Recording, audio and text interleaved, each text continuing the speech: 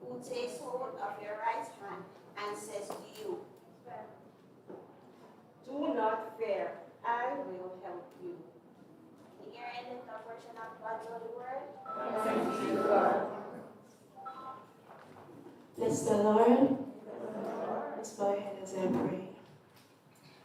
Eternal God, our Father, mighty God, we thank you, God, for sparing our life this morning.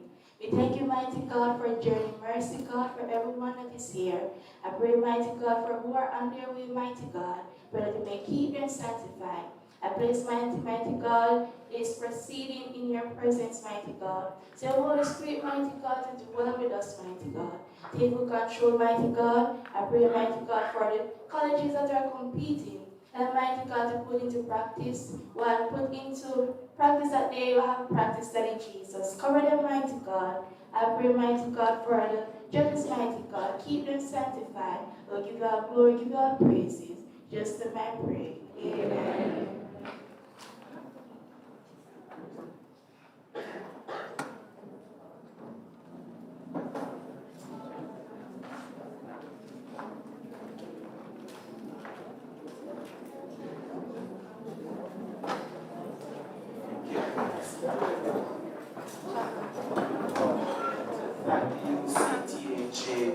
For that devotion. So, ladies and gentlemen, this is the finals of the TCJ Jamaica, Teachers Colleges of Jamaica, and the Jamaica Association for Debating Empowerment Debate Competition 2025, although we're in 2026. Right? So please, a round of applause for the teams that have made it this far, everybody.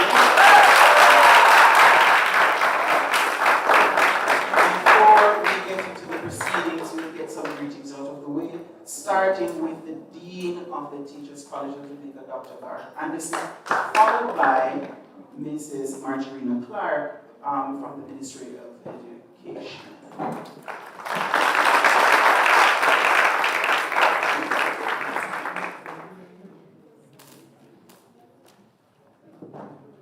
Thank you very much, Mr. Moderator.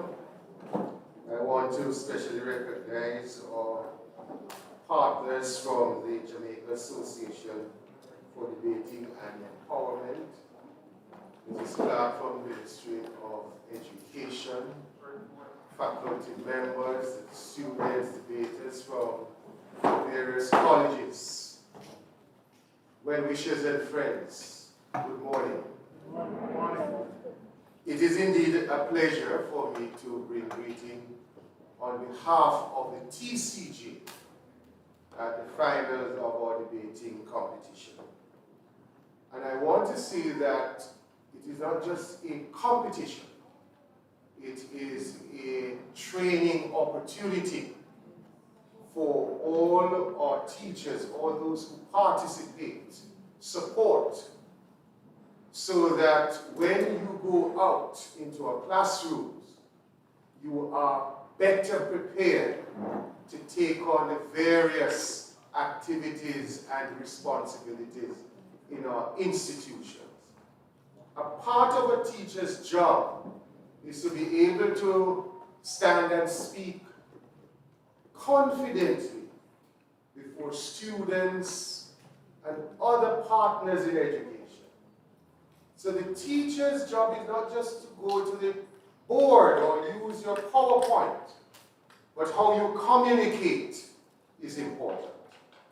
And so what we are doing in TCG is to ensure that we build those skill sets necessary to enhance the total development of our teachers in training. So you should build not just your communicative skills, but your research skills, working in teams, knowing fully well how to treat with victory and defeat. Because as teachers, when you go out in the various schools, you will be preparing our students to participate in these various activities. And you have to be able to encourage them.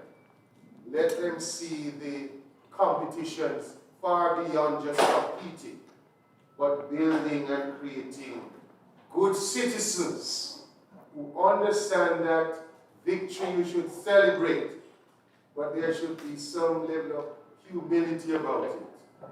And when you have been defeated, you can get up again and get it done. So it's beyond just winning and losing. It's about what we get from the engagement. I want to thank the Ministry of Education, and the ministry is represented by Mrs. Clark here today, for their sponsorship. And I'm sure you will hear more about it. Those who win and those who will come in second and third, what you will be getting, and the fact that the ministry has taken an interest in the matter should really underscore to all of us, demonstrate to all of us that this is very important. And I wanted to give the Ministry of Education a round of applause for that. I want to thank organizers, including our friends from jail, the faculty members who give support, students who are supporting the various teams. I want to thank you for coming out and giving that support, because this is a very important activity in the life and experience that we will have in our various training institutions. So with nothing else to say, though myself a past debater way back in high school, You sounded like what? I want to welcome you all to Church Teachers College, and I hope that we'll have a very productive and enjoyable day. So let the games begin. Thank you very much.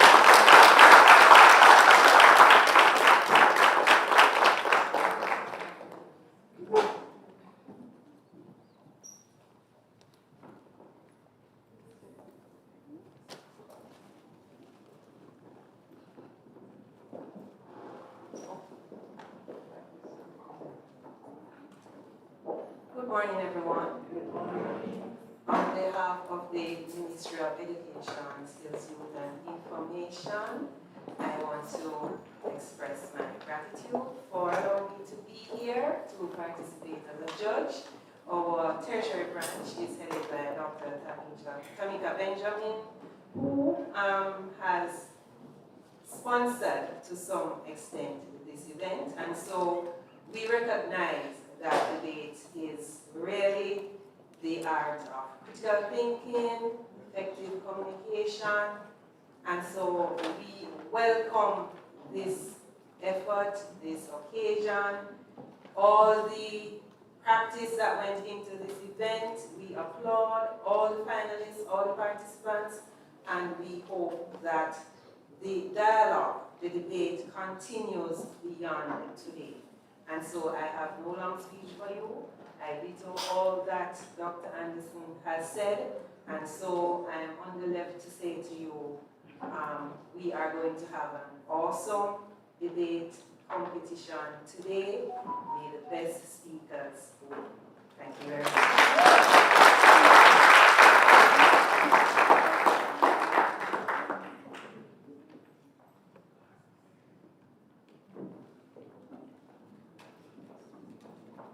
Thank you, Dr. Anderson. Mrs. Mark.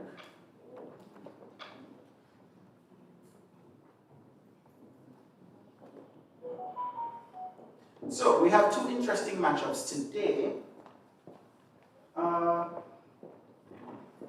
The third place match between Sam Sharp Teachers College and the Monique College. The finals between Case College of Agriculture, Science and Education versus Shortwood Teachers College. But before that, let me go through some information. Let's do some housekeeping matters. Firstly, the prizes. For the first place prize winner will get the TCJ trophy, a cash prize of $100,000 towards tuition per member, as well as medals and certificates. Very interesting.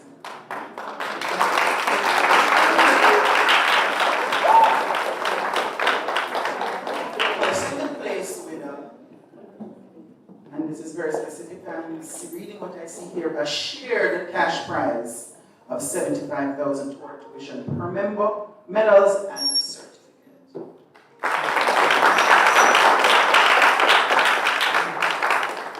Third place winner, a cash prize, shared cash prize as well, $50,000, towards tuition per member, as well as medals and certificates.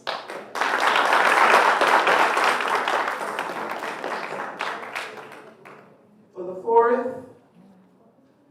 place to eighth place winners will receive certificates. These awards will be sponsored by the Ministry of Education, Skills, Youth and Information under the Tertiary Students Assistance Program, and they are stipulated under certain terms and conditions. Firstly, the award may be applied to the tuition fees for the current or upcoming academic years of the winning teams. Lastly, the students who have already benefited from funding under the TSAP may receive additional awards once the total benefit will not exceed $300,000, the maximum financial grant allowed under the program. So, some very interesting things here, and I just want to welcome the team of persons responsible for choosing these winners. We have the team from Jade, headed by Mr. Jermaine Barrett.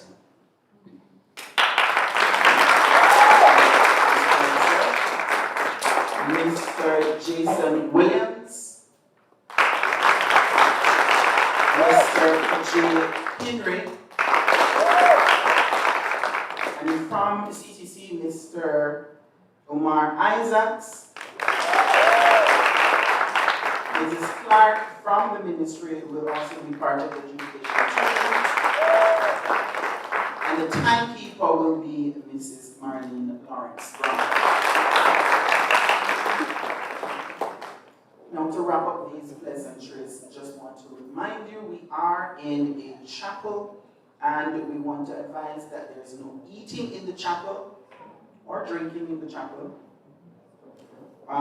There is also, we want to have no shouting and no rowdy behavior lifting the chairs. And so we want to behave civilized in the chapel space this morning.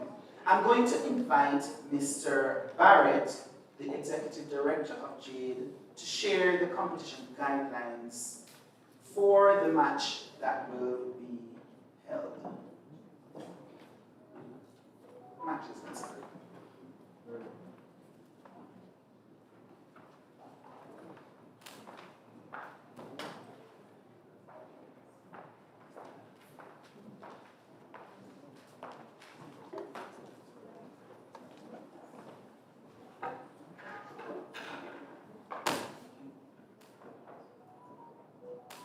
Mr. Garth Williams, is it? Anderson, sorry. Garth Anderson, the head of the TCG, the Teachers Colleges of Jamaica, is a clerk from the Ministry of Education, organizers of this, I dubbed them the great debates amongst teachers' colleges. Ladies and gentlemen, competing institutions, good morning. Good morning. Mr. Moderator, you seem to have forgotten some vitally important information. I didn't hear the prizes mentioned for the judges. And I have to be an advocate for my colleague judges now, all right? So we'll talk about that afterwards. We're delighted here at Jade to be here to administer the adjudication for the second staging of the Teachers Colleges of Jamaica, Jamaican Association for Debating and Empowerment National Debating Competition, and I just want to echo commendations to the Ministry of Education who have come on board this year in a fantastic way to support this competition. Let's give them a round of applause.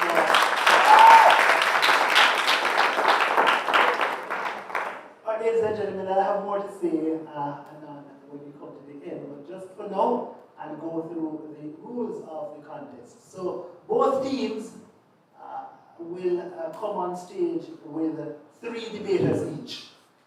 Each of those debaters have a different amount of time allotted within which they'll make their presentations. The first speaker, the first debater, will speak for 7 minutes. The second speaker speaks for 6 minutes, and the third speaker will present for 5 minutes. After the first pair of debaters, as the first proposition, first opposition, will then enter into an exciting segment called the cross-examination segment. In this segment, the opposition team gets a chance to ask 3 questions of the proposition team. Each of those questions is limited to 10 seconds. Each response from the opponent limited to 45 seconds. After this half phase of cross-examination, we continue by switching, allowing the proposition team to ask their questions of the opposition team, and the time designations remain the same. We enter another period of cross-examination after the second pair of speakers, second proposition, second opposition, and then after this second period of cross-examination, we will pause for 1 minute. I think the debate will get hot by then, but we need that time to get a little breather. So we pause for 1 minute to allow the team to refresh themselves, gather their thoughts ahead of the final submissions in the debate, the third speaker from either team. We'll hear first from the third speaker from the opposition team, and then we will conclude with the third speaker's presentation from the opposition team. Of note, debaters, listen keenly. If you are the first or second speaker, there are what are called protected times. So the first and last minute of your speech is protected from points of information. Goodly timekeeper will signal when you've spoken for 1 minute by, is it a clap or a bell? A clap? Yes, a bell. So we'll hear a bell to signal that you've spoken for 1 minute, and then we hear another ding of the bell to signal that you have 1 minute remaining. Between the first minute and the last minute of your speech, points of information are allowed. In fact, we encourage them, right? And we ask each speaker permitted to accept at least 1 point of information, assuming that 3 points of information are asked. Okay? Ladies and gentlemen, I think I've said enough. The debaters have already been briefed. They are very much acquainted with the rules. That's why they've gotten thus far, in part at least. And so I'm going to take my seat, and when next you hear me, you will hear the debate start, and then I will continue to moderate the debate. Ladies and gentlemen, give it up for both teams.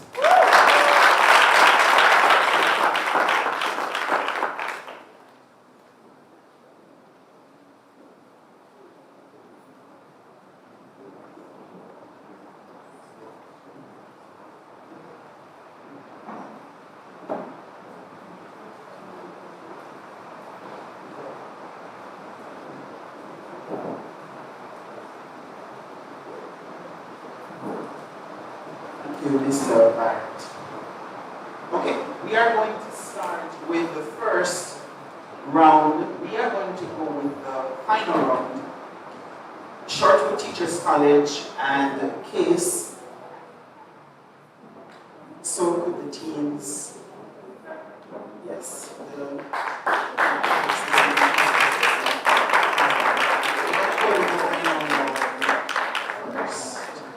We'll announce the winners. Sam Sharp is on their way in connect with.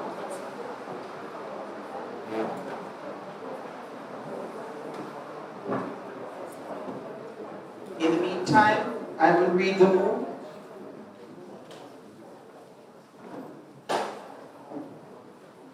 This House believes that teachers should act as facilitators who help students discover knowledge rather than as directors who primarily deliver it.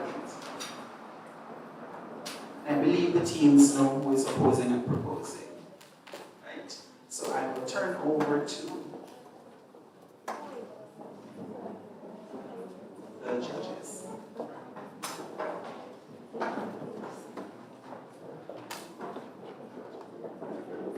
Repeat the motion, Councillor. This House believes that teachers should act as facilitators who help students discover knowledge rather than as directors who primarily deliver it.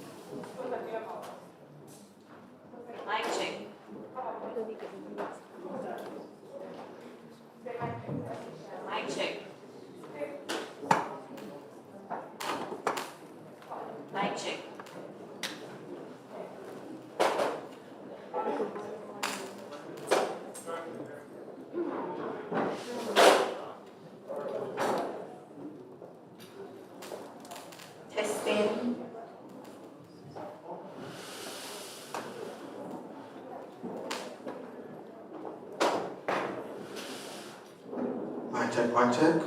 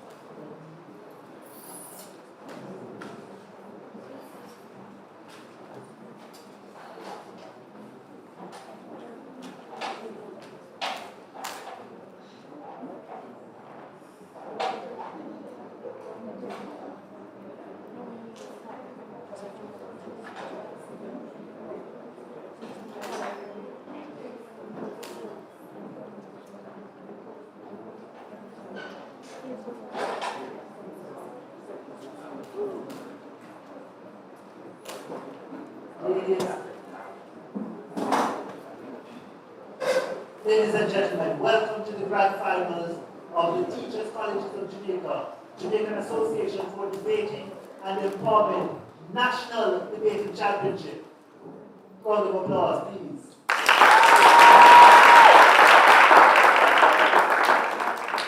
My name is Jeremy Barrett, and I have the distinct pleasure to serve as the chair of this match.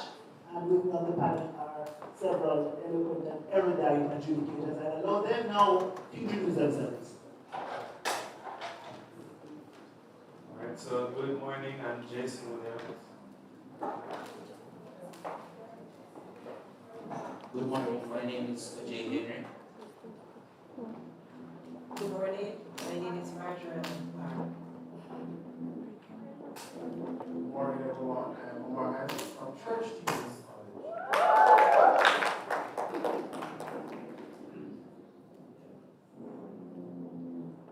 Thank you very much. And of course, for us to have a debate, we must have a motion. So I'm going to ask Jason now to introduce us formally to the motion that will sort of guide this debate.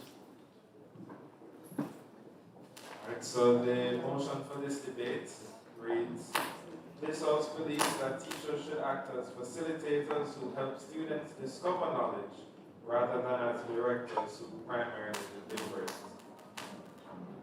Thank you very much, Jason. And now let us become acquainted with our debaters who are on stage. We have on side proposition 3 debaters from Shortwood Teachers College, the College of Agriculture, Science and Education. A round of applause for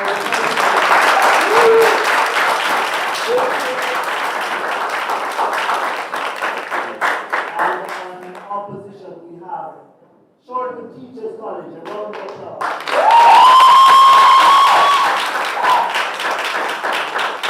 At this time, I invite the speakers on the proposition team to introduce themselves. And of course, there's something interesting about this. Let us start with the first speaker from Case.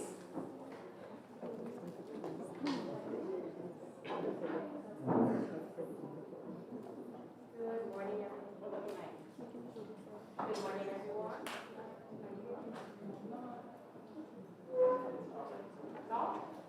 Good morning, everyone.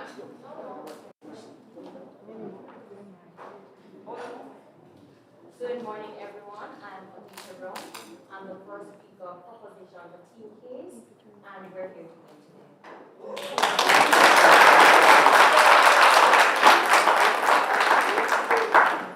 Good morning, everyone. My name is Jessica Brown, second speaker proposition, and we are here to win today.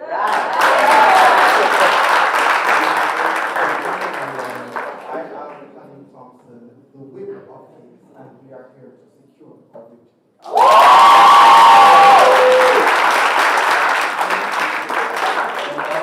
That is a team proposition from the College of Agricultural Science and Education from the parish of Portland.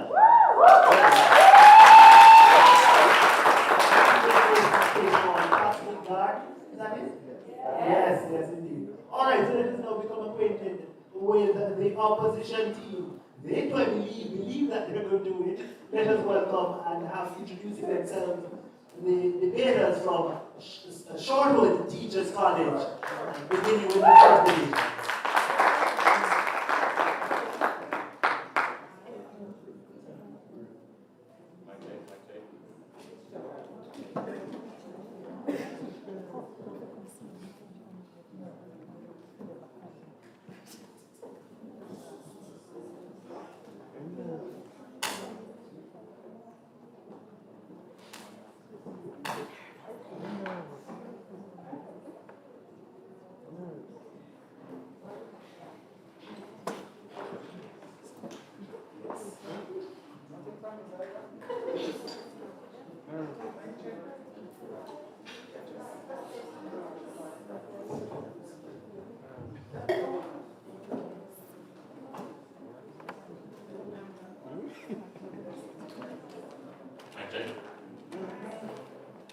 Good morning, everybody. My name is Lloyd Hyman, and I will be the first speaker for Sherwood Teachers College, and we will just say that the best debater wins.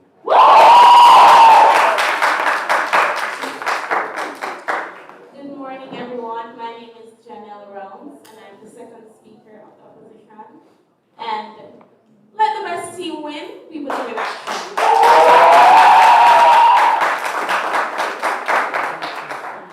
Good morning, everyone. My name is Vincent Smith. I'm the third speaker for the team opposition, and we will be taking notes.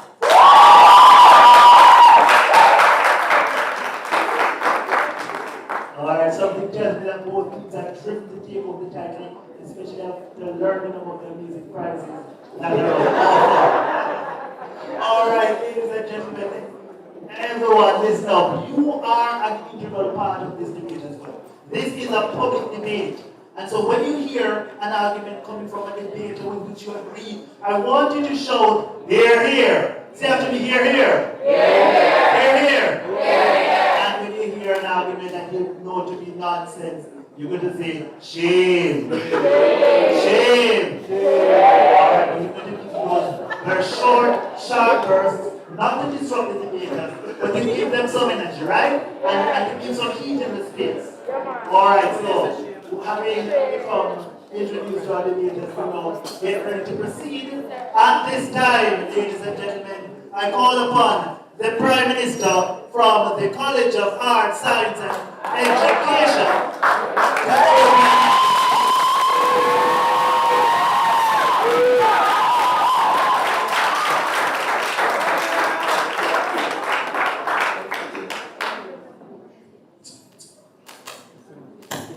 Mr. Speaker, worthy opponents, government members, ladies and gentlemen, good morning. Imagine two classrooms. Classroom A is one where the room is so quiet you could hear a pin drop. The students seem tense, seated in rows, eyes drooping with boredom. Now picture classroom B, which has a whirlwind of activities with students around tables, asking questions, working in groups as the teacher rotates from one room to the next. Mr. Speaker, classroom A, where the teacher acts as facilitator, or classroom B, where the teacher acts as facilitator. Which is better? This is the pivotal question of our debate. Today, as government, we stand resolute in proposing the motion. This House believes that teachers should act as facilitators who help students discover knowledge rather than as directors who primarily deliver it. As Prime Minister, my role is two-dimensional. I will provide definitions of key terms and contexts, after which I will begin the evaluation of the two models.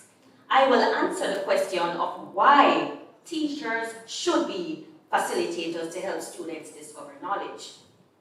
My second speaker will extend this comparative analysis with answering the how question. How will the government implement this policy? What are the specific steps? Hence, she will discuss implementation strategies such as using Discover Learning via the NSC and the 5E lesson planning. And my third speaker will summarize and clear up misconceptions. So on to my first task, definitions of key terms and context. Teachers, facilitators of learning rather than mere transmitters of knowledge, UNESCO 2026. Mr. Speaker, please note the global paradigm shift towards teachers as facilitators rather than as directors, evident in this contemporary and universally guiding definition. A crucial word in the mood is the word help, which means support. Merriam-Webster Dictionary. Another key term is primarily, which means mainly. Director means one who controls or governs by the same source. And facilitator means one who brings about an outcome. On to my second task.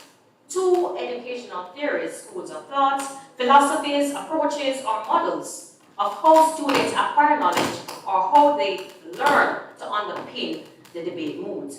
The sage on the stage model, where the teachers act primarily as directors, controlling or governing learning. This model has its genesis in the early 20th century. Educational deductive approach or theory known as behaviorism by Watson, Pavlov, and B.F. Skinner, and la classical and operant conditioning. Let's evaluate the model. What did the world look like when this model was dominant? Its strength, it served the need of early 20th century content-driven education.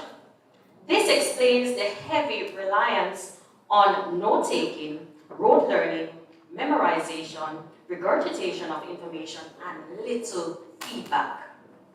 This model failed miserably, Mr. Speaker, resulting in lower student engagement, less critical thinking, problem solving, and creativity. Hattie, 2008. My opponents. Contrary to Pavlov's logic, student learning is far more complex than dogs learning to react to the stimulus of a ringing bell. Are our students not more than dogs, my opponents? The metaphorical jug and mug theory, where the teacher, the jug, acts as the sole active source of knowledge, pouring information into passive students, the mugs, who are considered empty vessels, can no longer work, my opponents. We are proposing the inductive approach. In light of 1930s Vygotsky, Piaget, and 1960s Bruner's constructivism, discover learning, active or learning by doing as a model. We are already on our way in terms of support for our proposal because of the global shift away from teachers primarily delivering knowledge and extension from Bloom's taxonomy to Webb's 1999 depth of knowledge DOK. For example, we love to cite Finland as a top performing country in education, but we do not publicize that in the 1970s, Finland's students lagged far behind other nations with similar problems such as what we have in Jamaica today.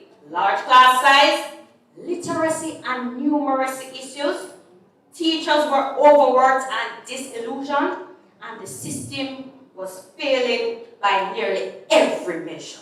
Yet instead of responding with more rigorous testing, longer school days, less recess, increased academic pressure, and flooding of resources, Finland took a different approach.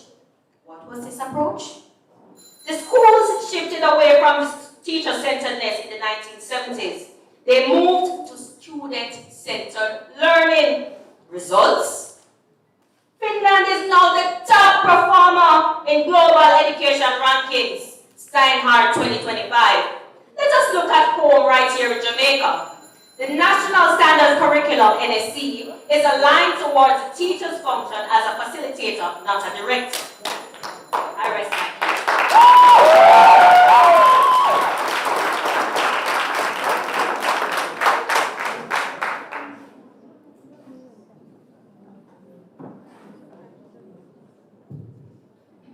Thank you very much, Madam Prime Minister, for opening the debate in fine fashion. Ladies and gentlemen, we turn now to the opposition team. Shortwood Teachers College to hear from the leader of the opposition.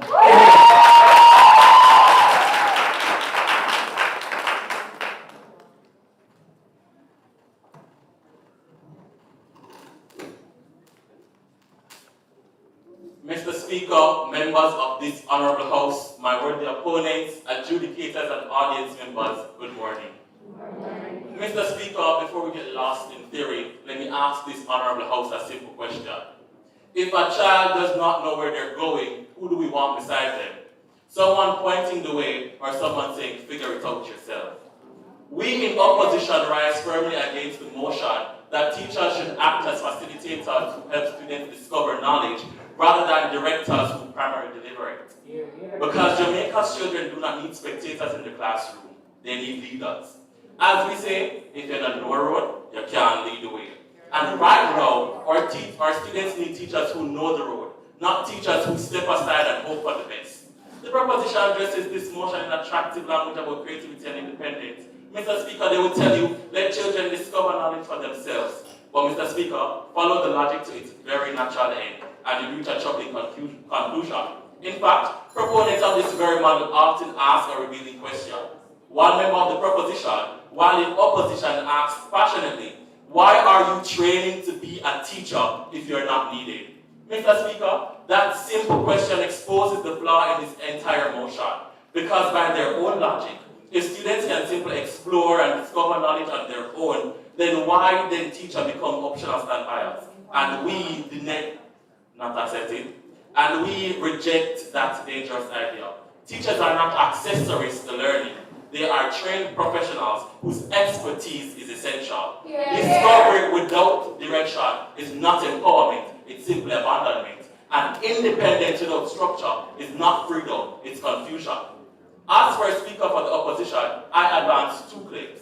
First, teachers must be directors of knowledge to ensure structure, mastery, and the transmission of essential knowledge. Second, acting as mere facilitator leads to confusion and inequality and learning loss, a reality Jamaica faced during COVID-19 pandemic. And secondly, my second speaker will then tell us how teacher direction leads to higher achievement, better curriculum coverage, and greater equity for all learners.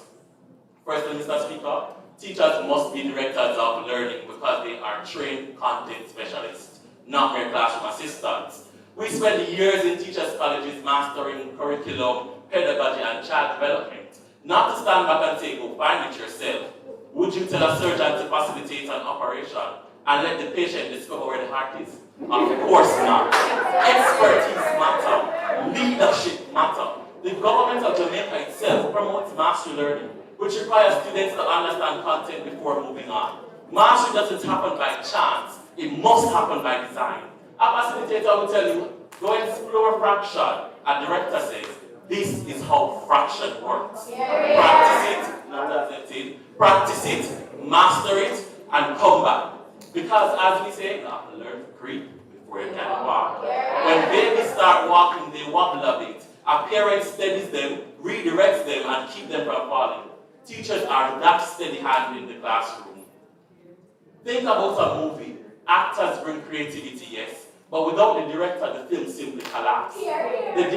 The director sets the vision, the pacing, and the structure. Creativity flourishes because of direction, not in the accents of it. The same is true in education, and the data simply supports this.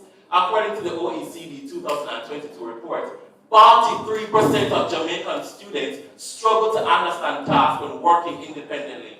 Nearly half of our students confused, not empowered. That is why teacher must direct learning, because direction creates mastery, and mastery creates confidence. Secondly, Mr. Speaker, facilitation without direction deepens inequality and causes learning loss. We saw this clearly during COVID-19. Teachers were forced into facilitation mode, WhatsApp lessons, worksheets, links, and you know what instructions were? Complete this. But how can we expect students to learn what they don't understand? It is like throwing students into the sea and say, swim! UNICEF Jamaica reported that students lost over 1.3 billion hours of face-to-face learning during the pandemic. The Gleaner later reported that literacy and numeracy had sharp declines. And at the 2023 National ETA, it was said that our COVID-era students know that the foundational skills needed to matriculate to tertiary level. These were our COVID babies, given autonomy without guidance. Facilitators storing lab crafts, assignments, and worksheets, and hope students stay afloat. Directors jumping in like lifeguards, pulling them back to safety and teaching them how to swim. That's the difference between education and neglect. The proposition will continue to argue that facilitation was independence and character, but independence without knowledge is just simply ignorance. Even the best musicians learn scales before composing music. Independence is the goal, but direction is the path to achieving that goal. Mr. Speaker, our elders remind us, new room sweep clean, but old room no one ever corner. Facilitation may be this new room, it's fashionable and it's appealing, but directed teaching is the old room. It knows every single corner of that classroom, especially where our struggling students hide. Direction does not limit learning, it merely protects it. So I urge this house, please do not be seduced by the poetry of discovery. Look at the evidence, look at our classroom, and for structure, for mastery, and the future of Jamaica's children. This house must oppose this motion. Thank you.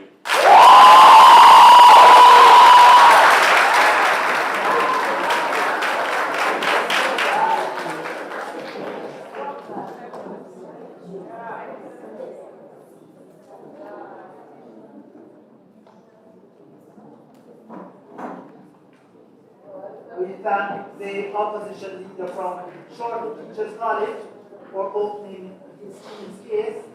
We now proceed to the first segment of cross-examination.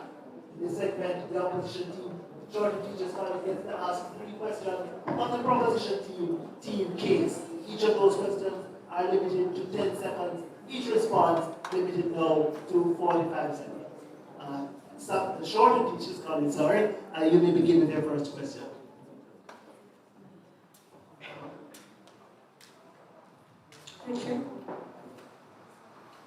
Do you agree that students must first understand basic content or concepts before they can meaningfully explore? My opponents, yes, students have to know basic concepts, they have their prior knowledge, and teachers will build on that prior knowledge based on the theory of David Oswald.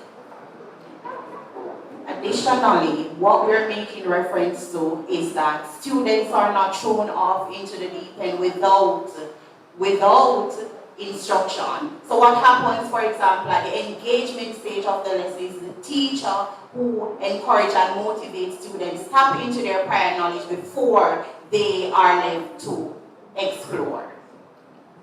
Follow-up question. So are you therefore saying that primary school students, whether grade 1, 4, 5, come with prior knowledge about fractions so that they can explore on their own? No, that's not what we're saying. What we're saying is that the students come into the classroom with some prior knowledge. The MSc itself says that students already know this based on what they have taught. In the Jamaican educational sector, we use a spiral curriculum, which simply means that the students are introduced to content gradually, not in isolation.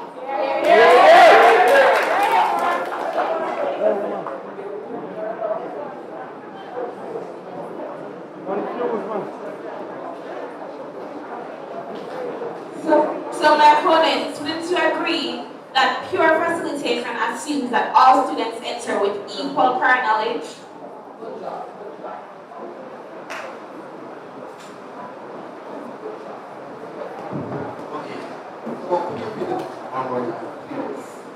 Wouldn't you agree that pure facilitation assumes that all students enter with equal prior knowledge? No, we do not agree to that. What facilitation does is that the teacher needs to meet the students where they are at, and then the teachers will meet the students where they're at to facilitate diverse learners. Yes, as I was saying, they would then tweak their lessons to make sure that they are catering to the individual learning styles. That is what we're saying here today.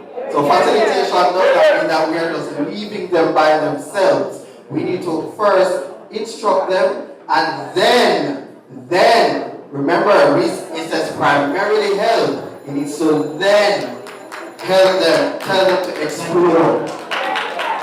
Thank you very much. All right, thank you very much for that round of questions and answers. We continue this time flipping and allowing the proposition team case to ask their questions of the opposition team, Sherwood Teachers College.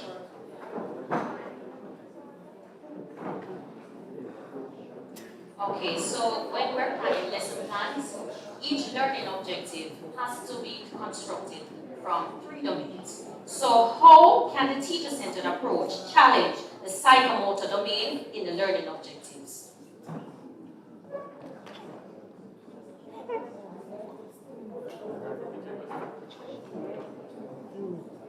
How can the teacher-centered approach challenge the psychomotor domain in the learning objectives? So here's what we're saying, and this is what teacher-directed learning is. Because it's not chalk and talk, it's not how the teacher comes and tell everything that the students are going to do. What we're saying here is that teachers are going to lay the foundation, and after students understand basic content or basic concepts, they're able to go out on their own to explore. So what we're saying is that direction must come first before anything else.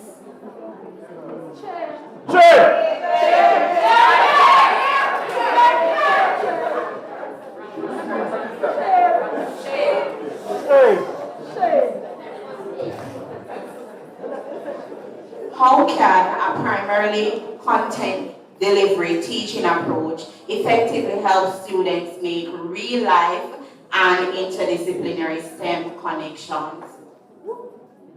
As we said before, we're not limiting direction to teacher coming up and only talking. Students are able to also have say in the classroom. Question and answer segments are going to be taking place. What we're saying is that after the students would have gotten their content, after the content has been given, after students understand what is being taught, then they're able to now make their connection. So we're giving them this structure where they are able to become creative and explore on their own. We're allowing them to explore meaningfully, because unstructured exploration leads to confusion.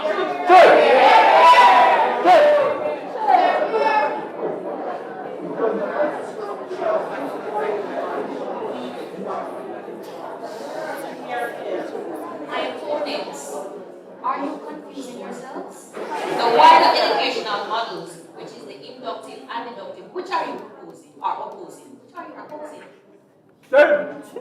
The motion did not say that both approaches cannot be used. What the motion is saying is that one primarily is there.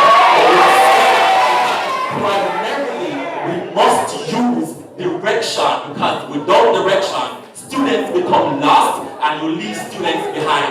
Not all students come to school with support.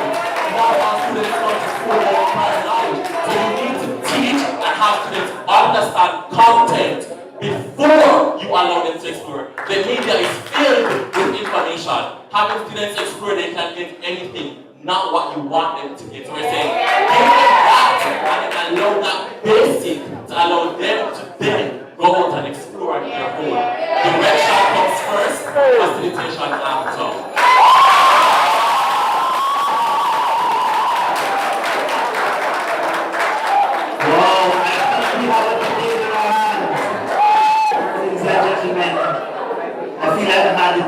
wall. Yes. All right, ladies and gentlemen, we continue our debate now. Let us make welcome the second debater, the Deputy Prime Minister from the opposing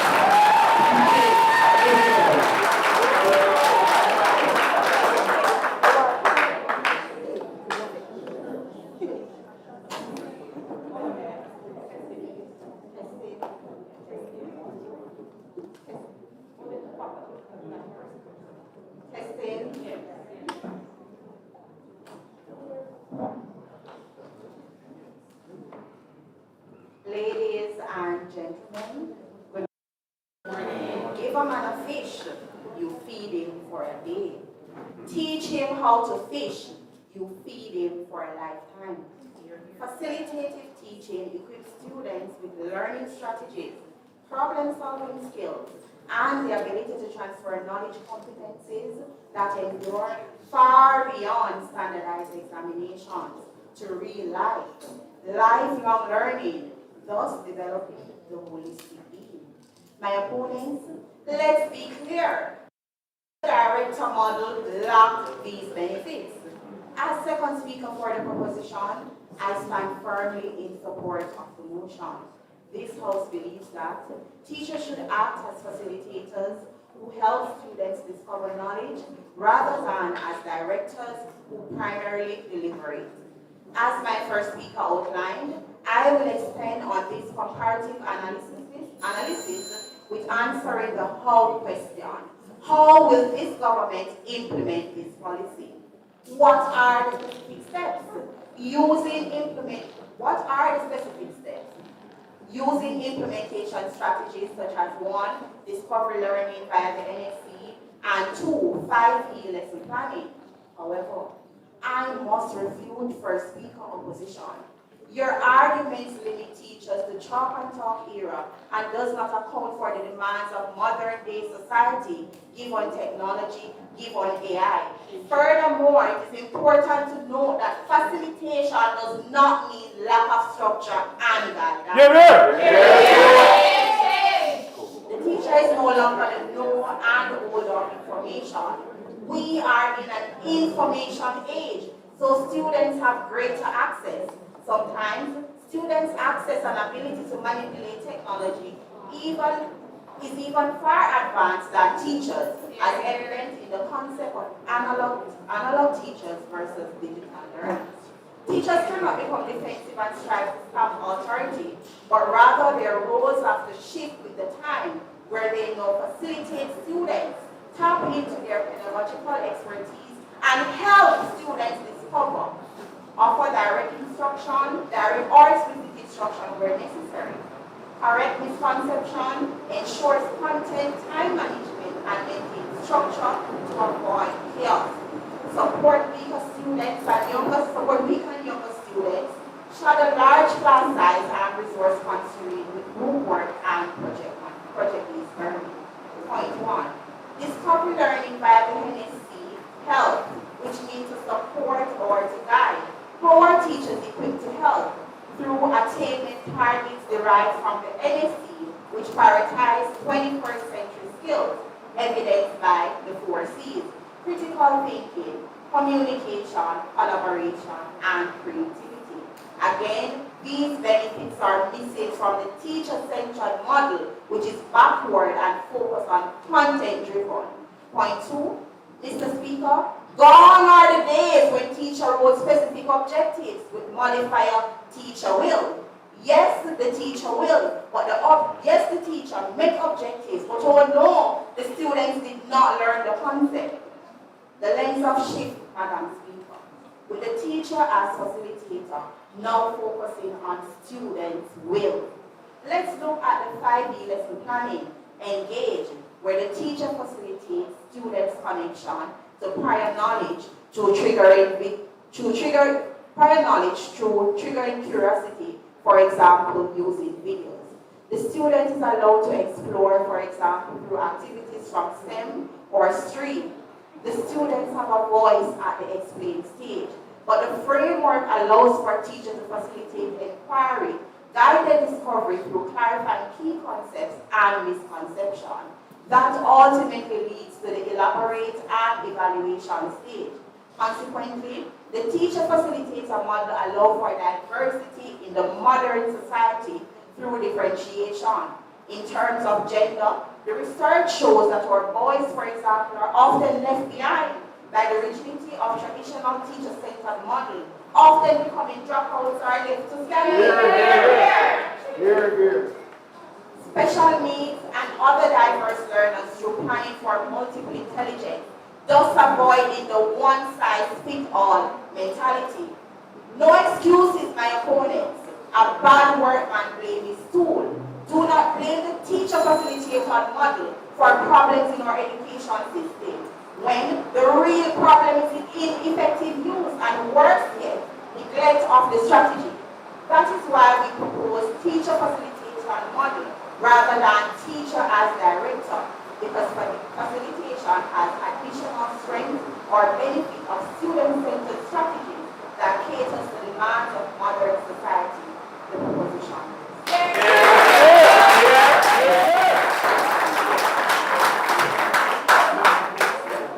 We thank the Deputy Prime Minister for her presentation and now call upon the Deputy Leader of the Opposition to do likewise. Hear, hear.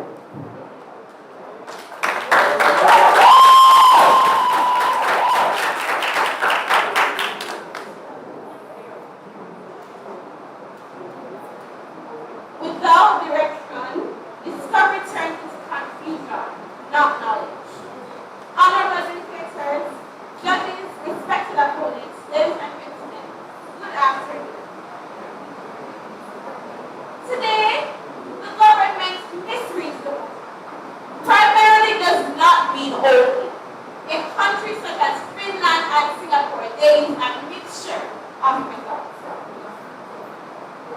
If, as the second speaker suggests, students are more knowledgeable than the teachers, then what is the teacher's role? Also, teacher-centered. The directing approach is not teacher-centered, it is teacher-led. I will develop 3 key points. Teachers as directors produce higher student achievement, efficient curriculum coverage for complex skills, and greater equity and support for diverse learners. Firstly, guided practice under teacher supervision significantly increases student achievement. Research from the Education Endowment Foundation in 2023 shows that guided practice boosts student progress by approximately 8 months compared to discovery-based methods. The government has miserably tried to convince us that students learn by doing. But can you do what you do not understand? Can you successfully maneuver concepts without ever being exposed to it? Teachers as directors provide structured feedback, scaffold learning, and help students correct mistakes early to build not accepted, to build mastery in a deliberate, structured manner. Mr. Speaker, let us look at the project follow-through, the largest and most expensive experiment ever conducted by the United States government. It assessed, not accepted, it assessed educational models throughout the 21st century, revealing that students receiving direct instruction had significantly higher academic achievements and self-esteem compared to peers in other programs. Furthermore, we must recognize that this note is not limited to a specific educational level, subject, or topic. It applies to all, from preschool to tertiary education. So then, my opponents, realistically, can a class of 40 primary school students all fully learn long division without any direction? The fact is, when teachers direct learning with structured explanation and feedback, students build solid foundations, leading to better overall performance. Additionally, we must recognize we have demanding curriculum, and teacher-directed instruction is essential to cover this curriculum in and complex skills within limited classroom time. In South Africa, there's been a rising concern of low passes. The national average for mathematics hovered between 11 and 14% from 2012 to 2014.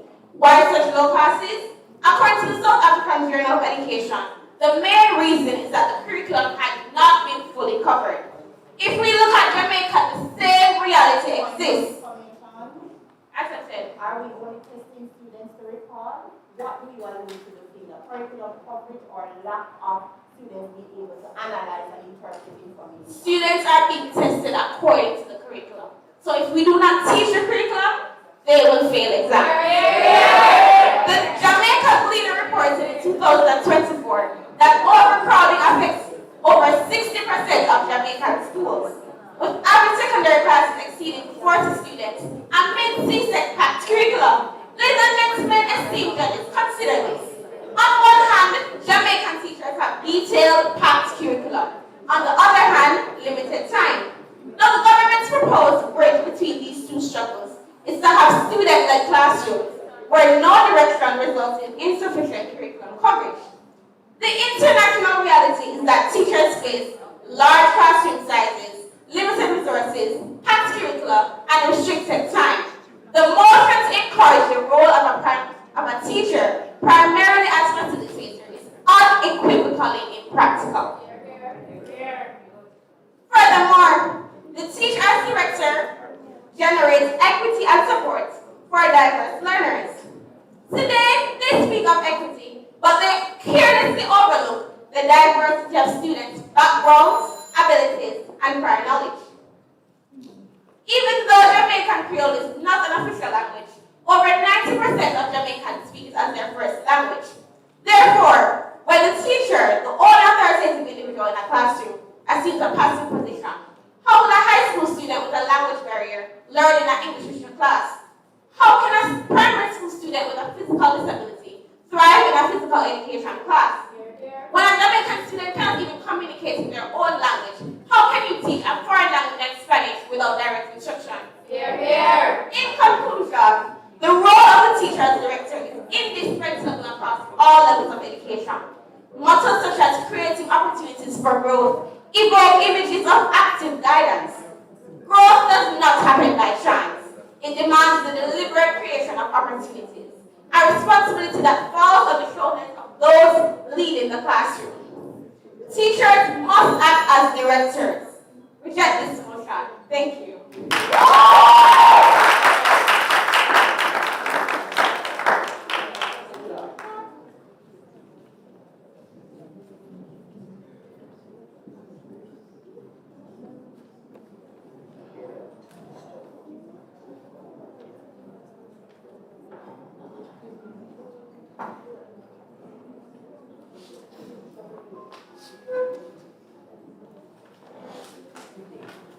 We thank the Deputy Leader of the Opposition for advancing the case on behalf of her side of the House.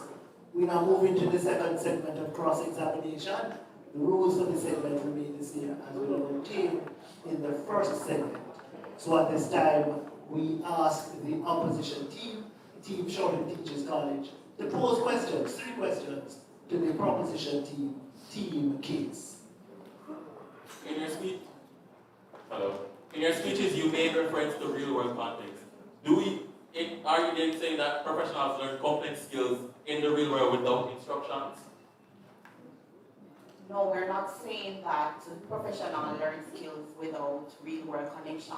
What we're stating is that when students are able to make the connection between what the unknown and the known, it gives them a better chance not only to memorize what they have learned, but also to apply it in a meaningful and new way.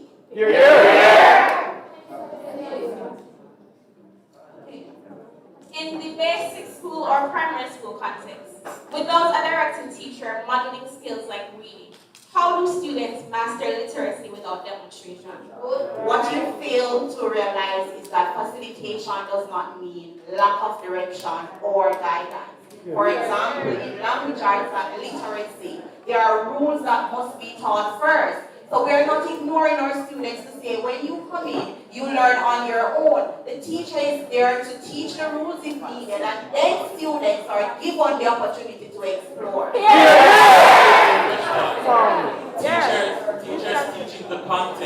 then students exploring, are you then saying direction must come before facilitation? No, that's not what we're saying.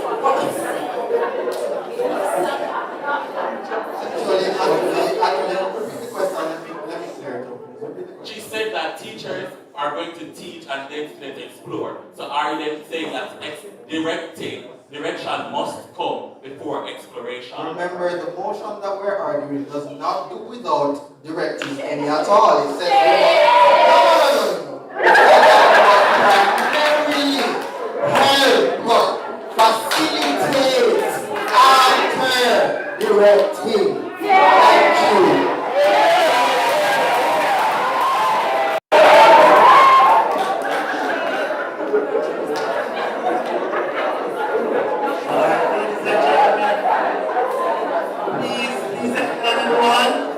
Thank you. Alright, I don't want to break you to below you. Please continue yourself. Alright, let us continue. Thank you very much to the opposition team, Shorter Teachers College. Thanks for the responses. Case, I'm going to ask you a few questions of the opposition team, Shorter Teachers College. Okay, so to the second speaker, you made mention in your speech about equity and resources. So can you please explain how facilitation, which relies on teacher skill rather than expensive resources, disadvantages under-resourced schools? Can you please repeat that question? You made mention in your speech about equity and resources and that facilitation does not allow for all of that. Can you please explain how does facilitation, which relies on the teacher skill rather than resources, disadvantages under-resourced schools? According to you, facilitation does not rely on teacher skills. Direction does.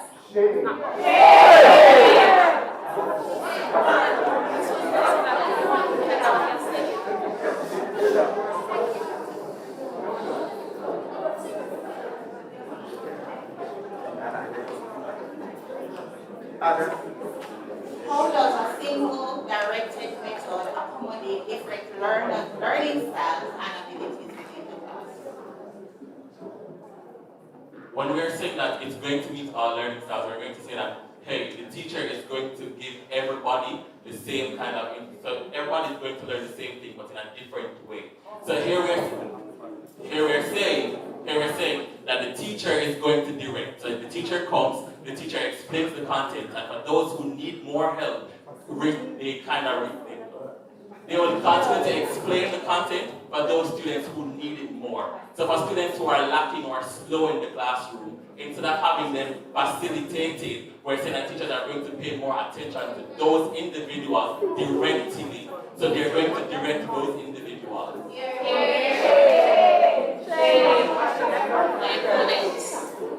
What warrant do you have to support your claim that teacher-centeredness promotes critical thinking and problem solving? Repeat your question.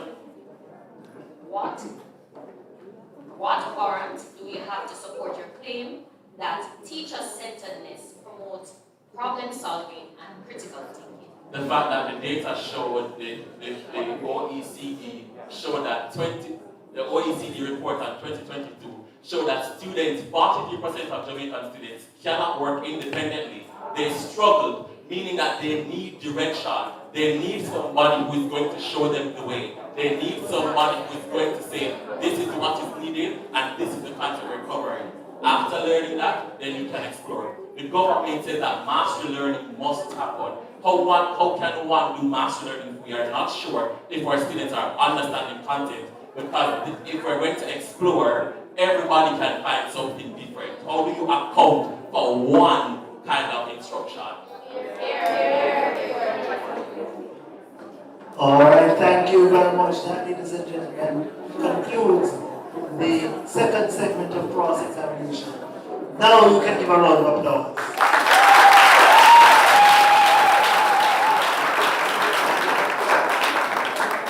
We are now going to take a 1 minute pause, think about the debate, have conversations on it, a little softly among ourselves about the motion, and then when we return, we will listen to, we'll welcome the reply speaker from the opposition team, Shorter Teachers College, followed by that from the proposition team case. Your warning begins now.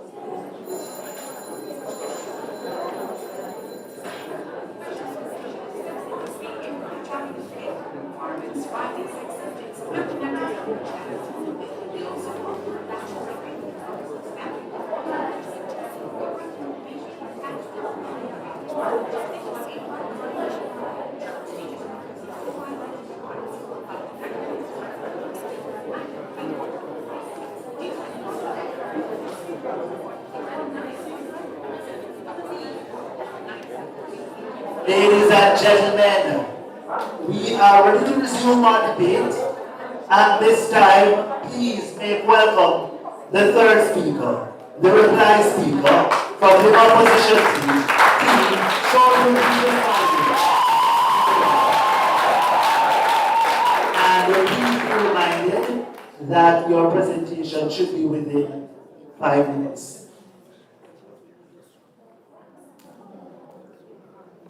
Mr. Speaker, honorable adjudicators, members of this House, ladies and gentlemen, my opponents, pleasant to all. My opponents, thank you for making my job much easier.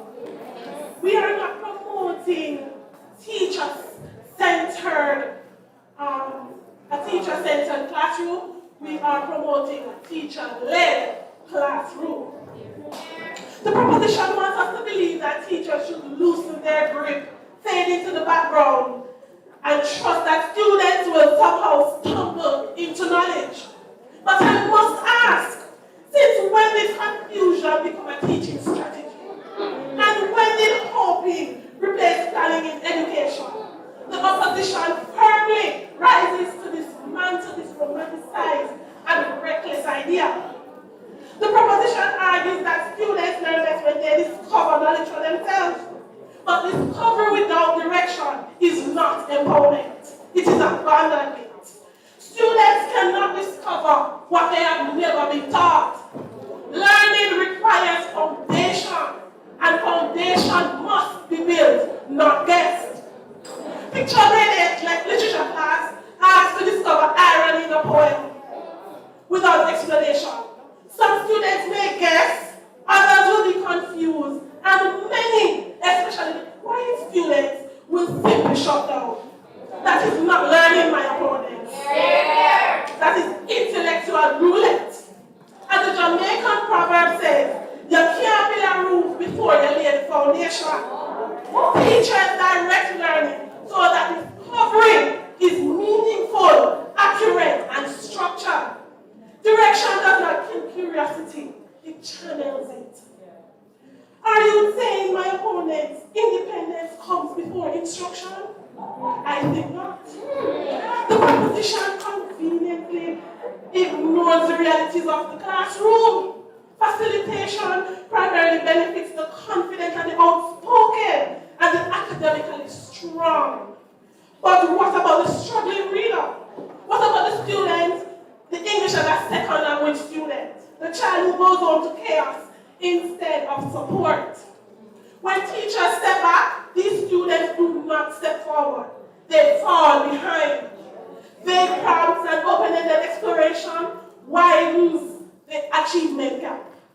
Direction provides structure, clarity, and equal access to learning.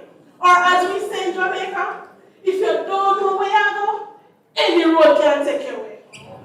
Teacher direction ensures students are not wandering blindly, but progressing purposefully. The proposition also reduces teachers in the classroom to cheerleaders, present but not authoritative. But teachers are trained professionals. They study pedagogy, assessment, curriculum, sequencing, and learning theory. To suggest their primary role is merely to facilitate is to devalue their expertise. Direction is not an authoritarian. It is responsible. It is the difference between a classroom and a chaos zone. Teachers are accountable for outcomes, and accountability requires leadership, not passivity. Mr. Speaker, the proposition has asked this House to trade structure for slogans and direction for daydreams. But in the real classroom, especially in the Jamaican classroom, our students do not need teachers who fail in the background. They need professionals who step forward. The profession claims facilitation fosters independence and critical thinking. But let us be clear, you cannot think critically about what you do not understand. Independence is the result of instruction, not a substitute for it. Even Vygotsky's zone of proximal development demands guided learning. Guidance is not disappearance. Facilitation without direction is not progressive, it is negligent. Mr. Speaker, education is not a guessing game, and students are not experiments. Teachers must direct learning to ensure clarity, equity, and academic success. For these reasons, the opposition firmly and unapologetically reject this motion.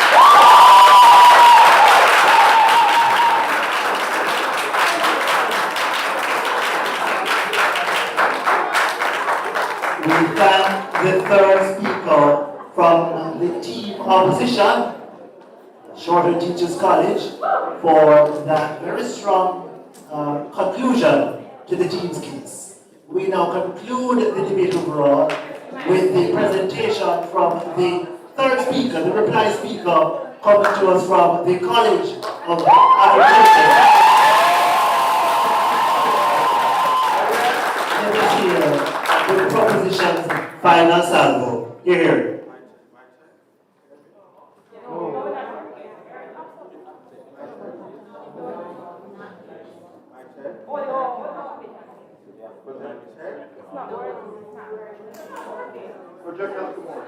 Mic check, microphone.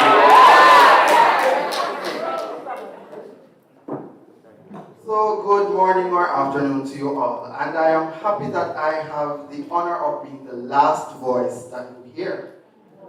Mr. Speaker, after all that was said today, listening to the opposition, you would think that students are just USB drives and teachers are just there to upload information and hope it saves correctly.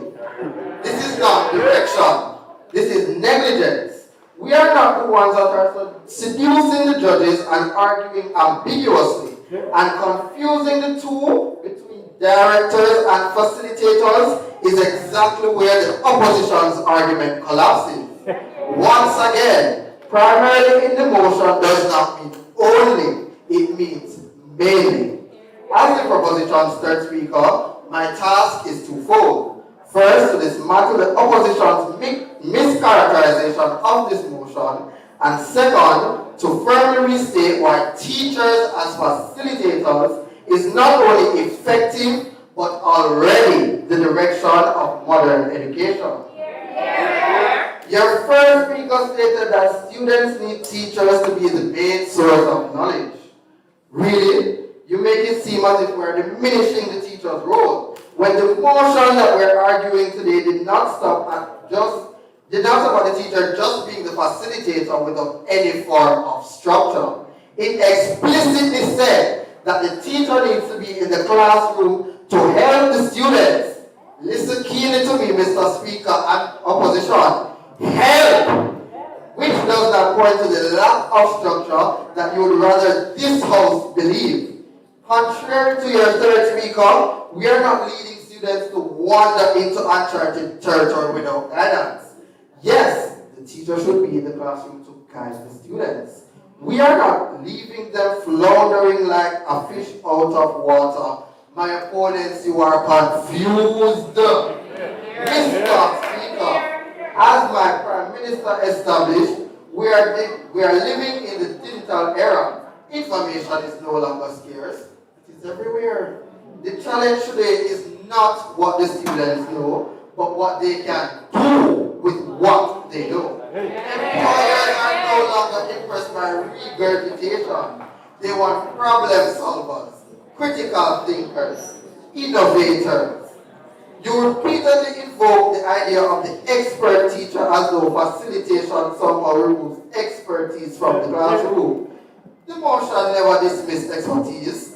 In fact, facilitation demands it. Guiding inquiry, diagnosing misconceptions, and knowing when to intervene requires far more professional skill than just simply delivering content.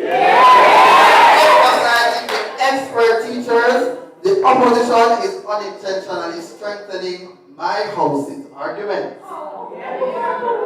Those skills are not developed when students are trained to wait on the teacher for answers. Also, facilitation builds confidence. Teacher-led delivery builds dependency.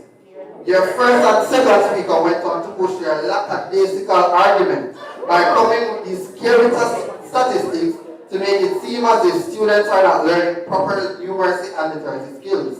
But you fail to show how this is linked to the teacher as the facilitator and not the director. The second speaker also went on to say that large class size is a problem. But let me ask you ever hear about group work and take-home projects? Moreover, in citing problems in the educational sector, you only proved our point that a student-centered policy is needed in Jamaica. If teachers are complaining that they don't have a projector to project the picture of what is outside, carry them outside. Use real-life examples and meet the students where they are. If they don't have a Bunsen burner in the class, then they let them carry a Horlicks bottle to school. Put a candle in there, light it, and then they realize by learning through doing that oxygen is needed for a fire. At the end of the day, problems in the system do not absolve teachers of their duty. In Jamaican parlance, how they deal with such challenges is what separates good teachers from those who are just playing school. Remember, rice and peas not cook the same in every pot. Students who are encouraged to explore, question, and solve problems perform better beyond the classroom because they were taught how to think and not just what to remember. For these reasons, Mr. Speaker, this House must proudly propose this motion. So let me tell you this, we not run off of vibes, we still teach.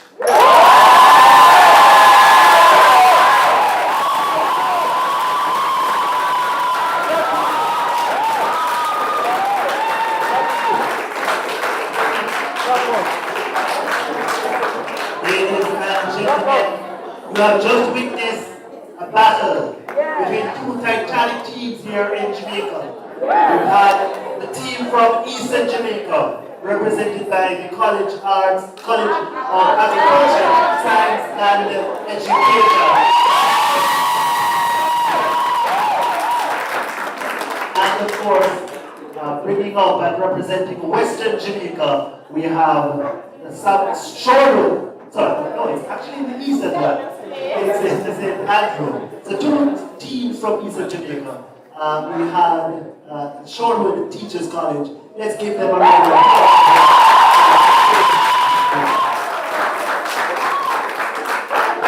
Ladies and gentlemen, we, the Adjudicators, we have a lot to ponder and reflect on. And so we will take our leave to deliberate. When we return, we'll move immediately into, I believe, the third place playoff. And then, of course, at the end of that match, we will get the result for this match as well as the result for that match. All right? Thank you.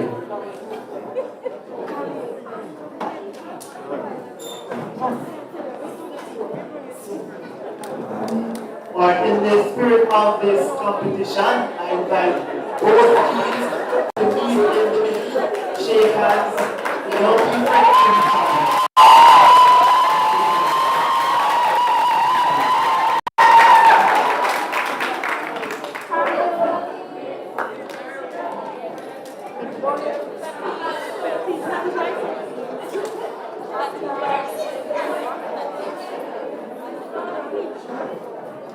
The CTC.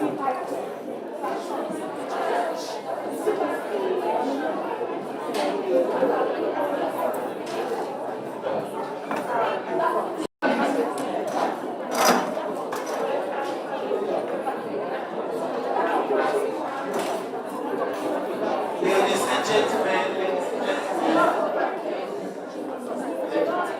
so while the judges deliberate,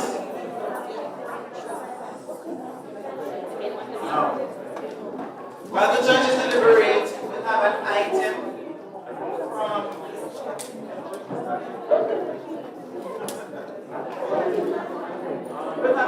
while the judges deliberate.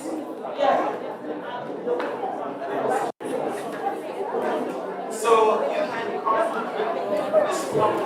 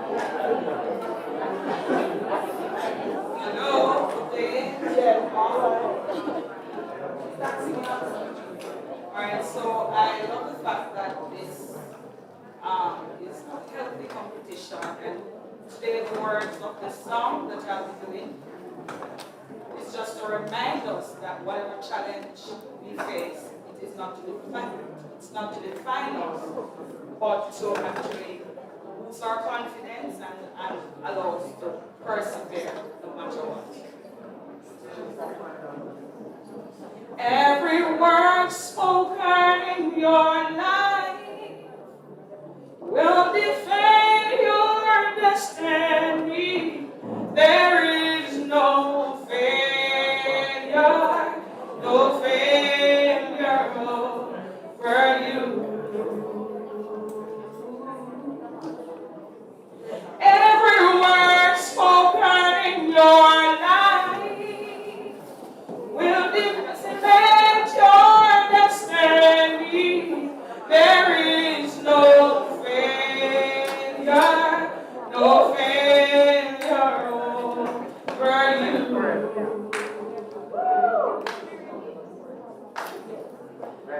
People spoke and said your life. They used to do anything. You believed on their words, and everything you do was fair. But with wretched words, there is power in every tongue. You should open your mouth and speak this in your life.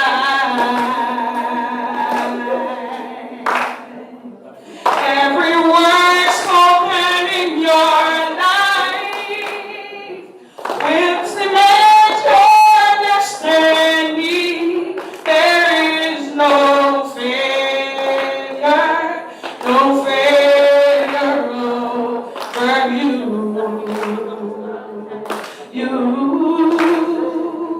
Every word spoken in your life will cement your destiny. There is no failure over you. You're the head, you're not the tail. You're above, you're not beneath.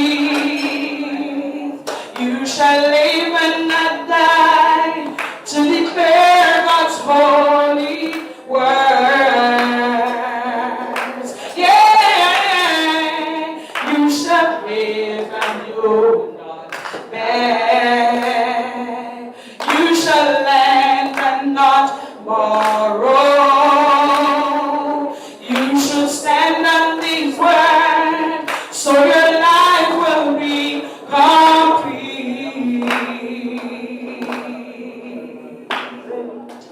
Every word spoken in your life will cement your destiny. There is no failure for you.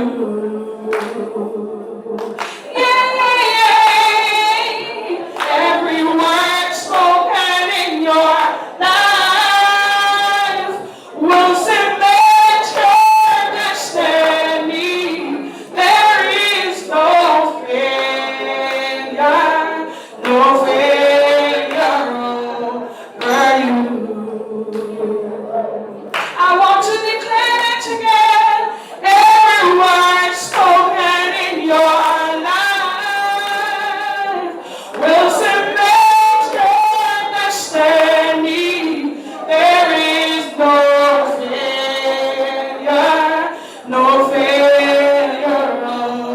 for you.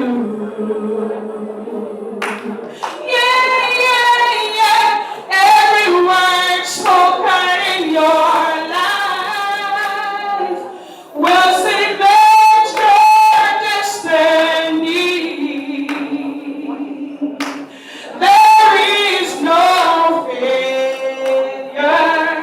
over you.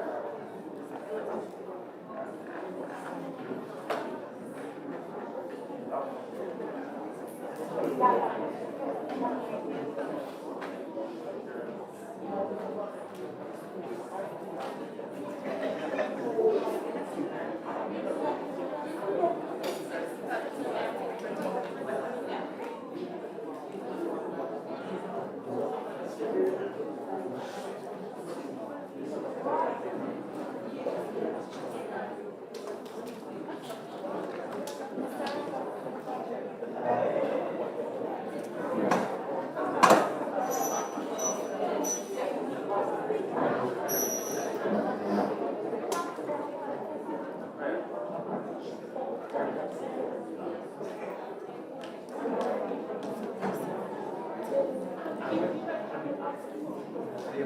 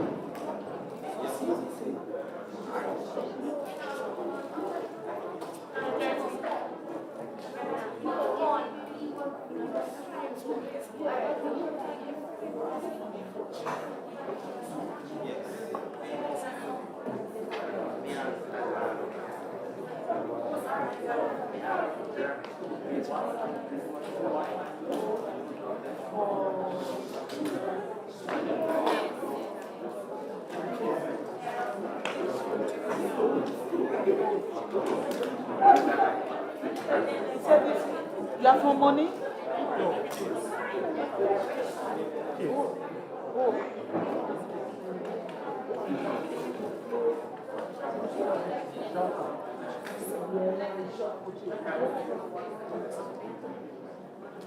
so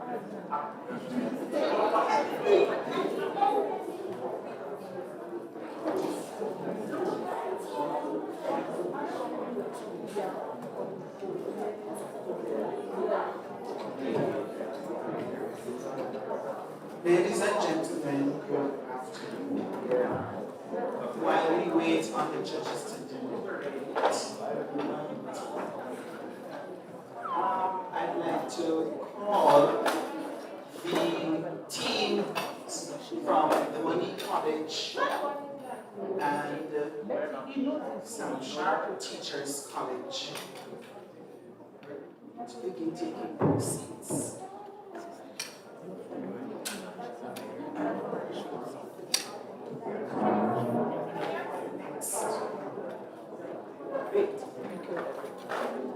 Third place, fourth place decision.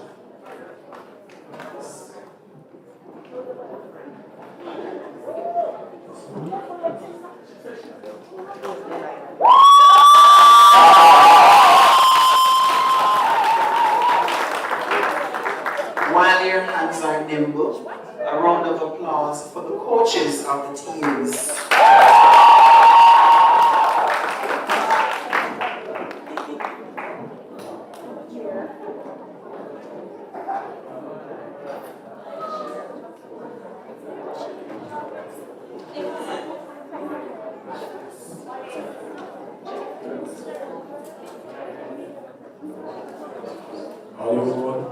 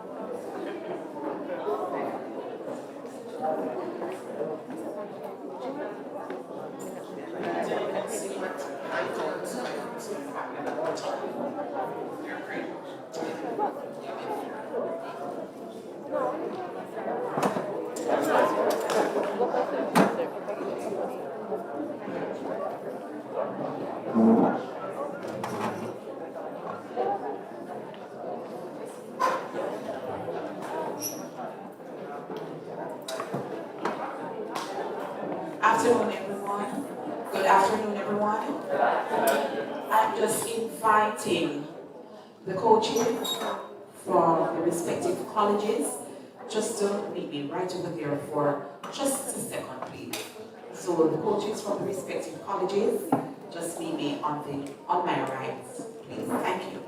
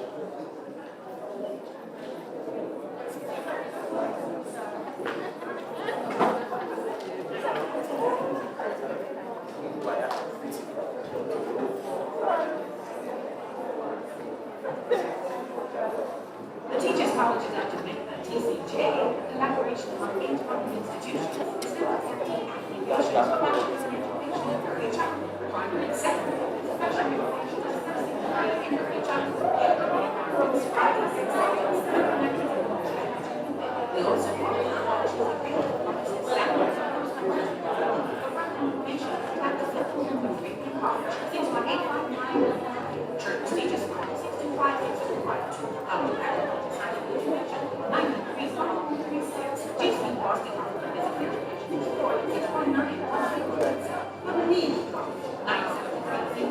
College, Shop Teachers College, 952, Teachers College, 924, and St. Joseph's Teachers College, 9266619. The Teachers College of Jamaica, Bachelor Education Program, supported by the University of Wisconsin, TCJ, with standards in teacher education.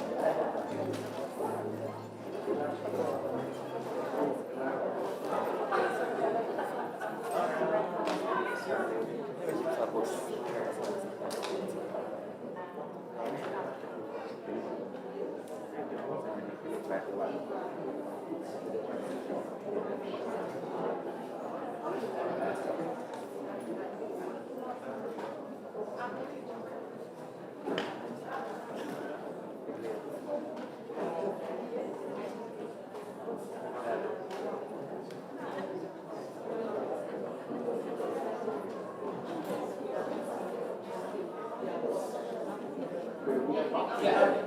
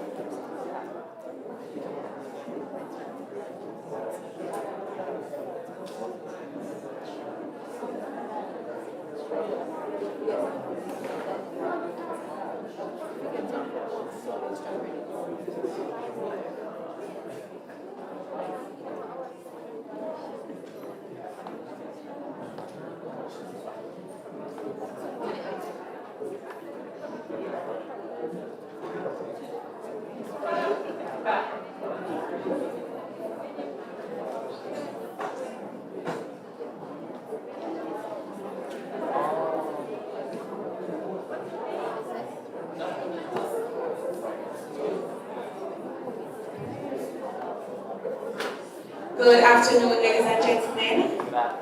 Good afternoon. We are about to resume.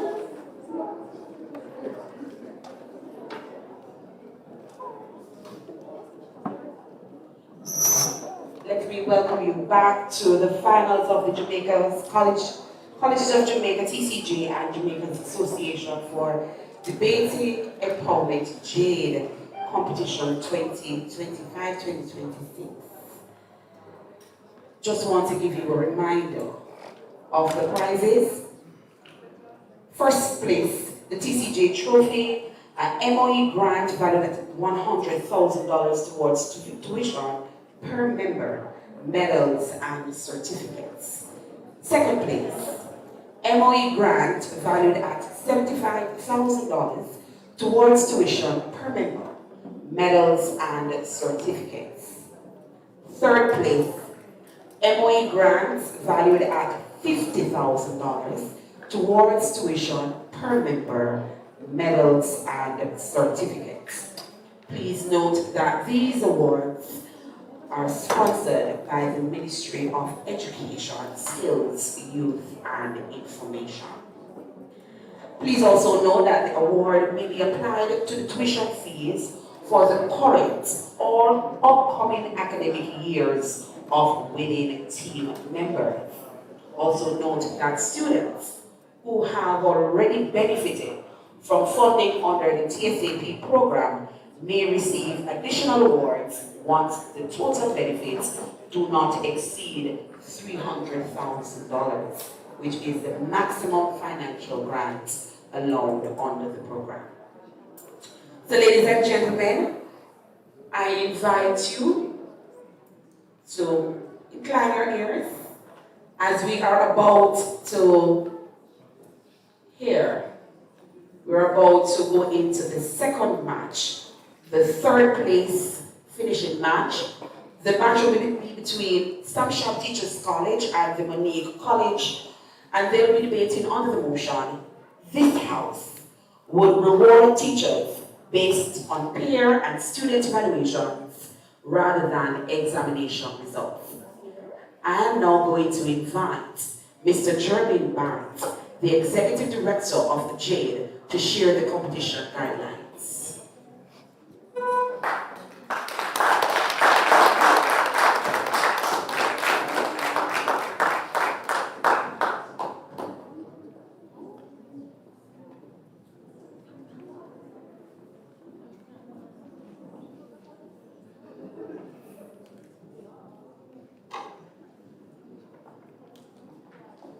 Ladies and gentlemen, debaters all, you would have already been briefed on the rules, but for our viewing audience who might just be joining for this match, I will go through and explain what will unfold shortly.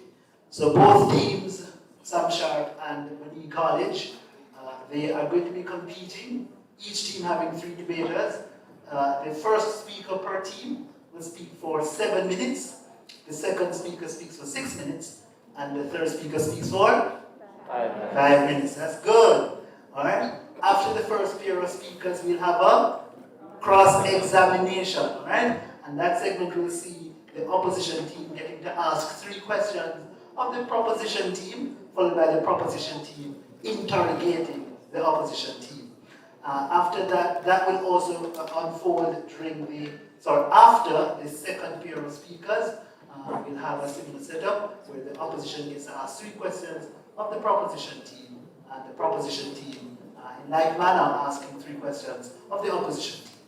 Please note that each question is limited to 10 seconds. Come on, audience, work with it. 10 seconds, and each response limited to 45 seconds. Good. Clap yourselves.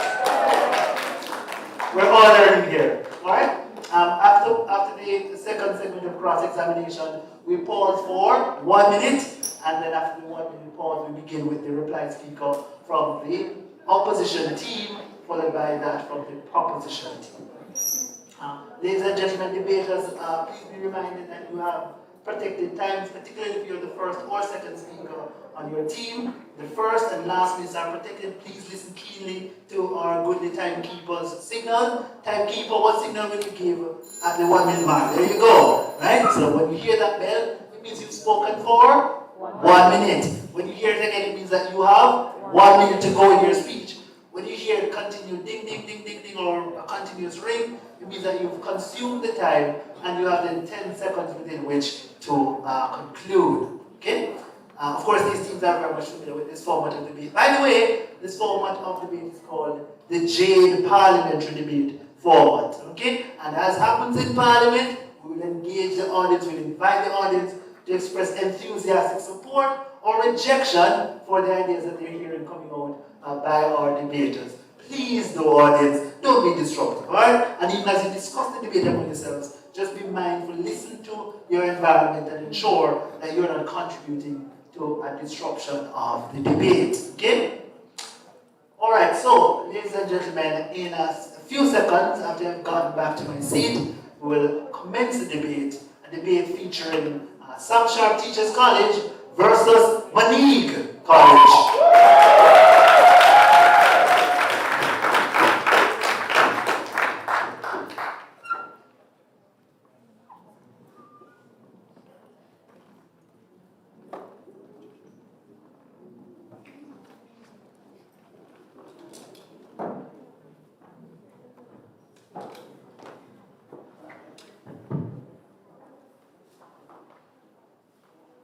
Ladies and gentlemen, welcome to the third place playoff in the TCJ Jade National Debating Championship. Of course, featuring the this competition featured the 8 teacher training institutions from across the island, and we are now here to witness a spectacular debate between Sam Sharp Teachers College versus Maneague College.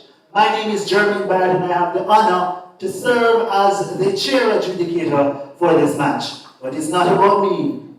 This time I'm going to invite my adjudicators to make themselves known. Hi, afternoon. I'm Jason Williams. Hello, good day. My name is Koji Henry. Good afternoon. My name is Marjorie Clark from the Ministry of Education. Good afternoon, Omar Isaacs, Church Teachers College.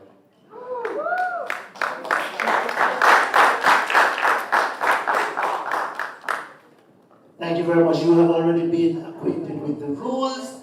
I'm going to now invite you to introduce yourselves, and of course, do it in as spirited and as an interesting way as you can. All right, this is your time to shine. So we're now going to invite the proposition team. I think it's Sam Sharp Teachers College, yes? Yes, Sam Sharp? Yes, we're going to invite Sam Sharp Teachers College to introduce themselves in the order in which you'll be presenting.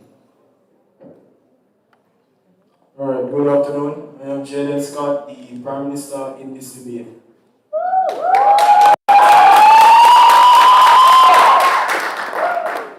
Good afternoon, everyone. My name is Donovan Hanson, Deputy Prime Minister, and in the future I'd like to be a teacher. Thank you.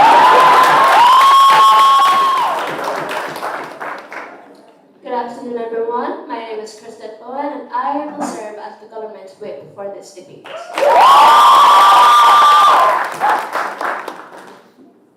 Thank you very much, Sam Sharp Teachers College. And we now go to their opponents from the Maneague College. Let us make that team welcome. The speaker for the second and the third to introduce themselves. Good afternoon, everyone. My name is Kadian Hardal from the Maneague College, and I am the opposition leader.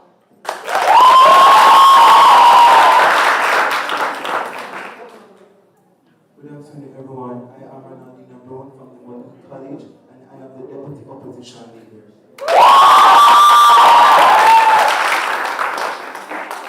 Good afternoon, everyone. My name is Orlando Gentles, the opposition whip, and I'm the third speaker from the Maneague College.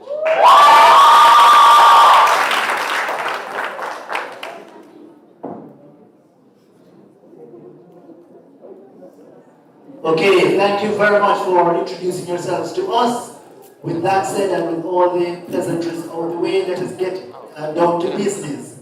At this time, I invite the Prime Minister, who hails from Sam Sharp Teachers College,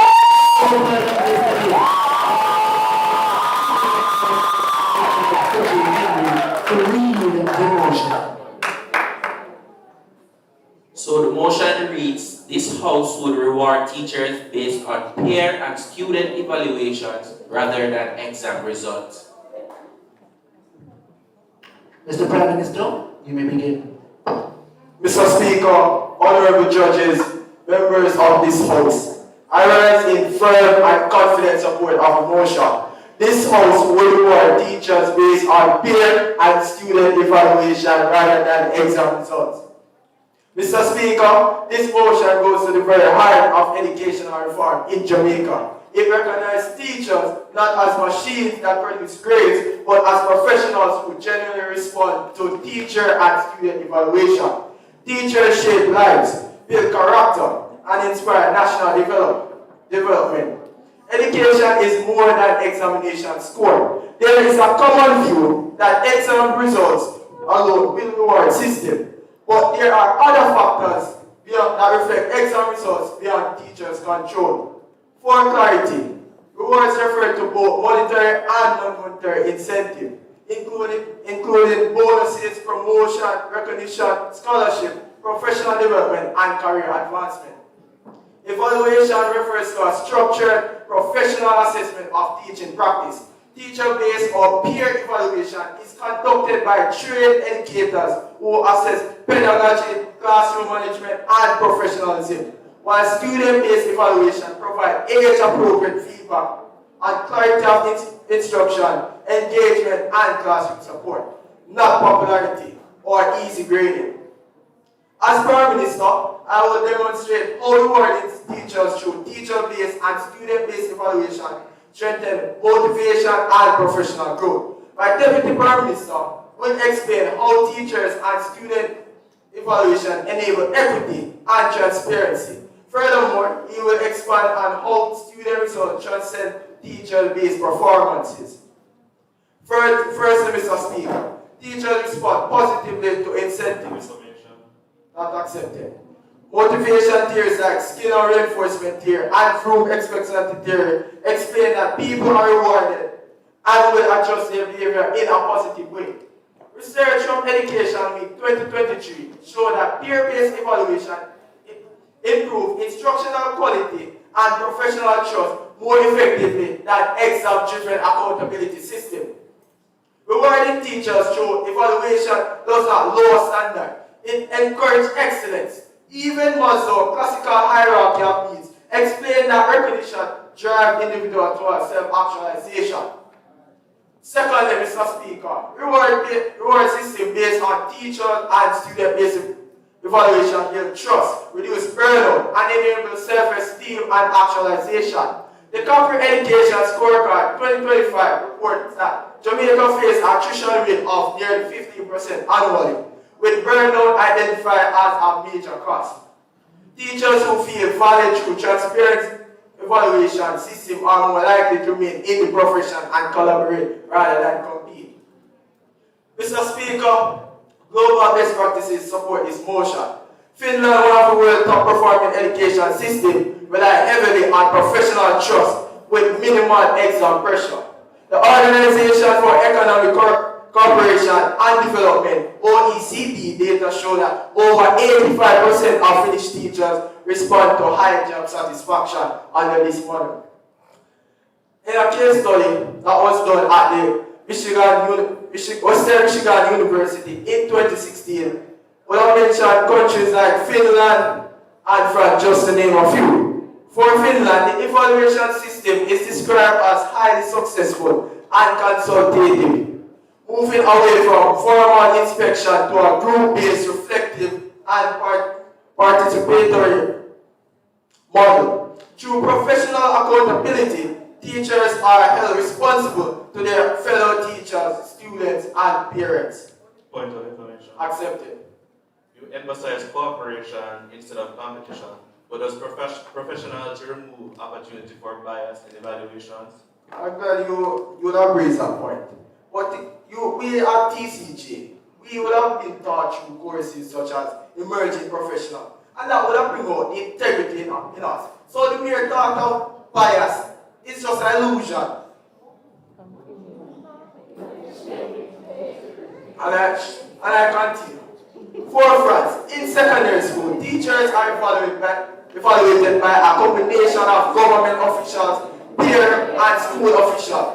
This system is used for professional improvement, promotion, or even termination.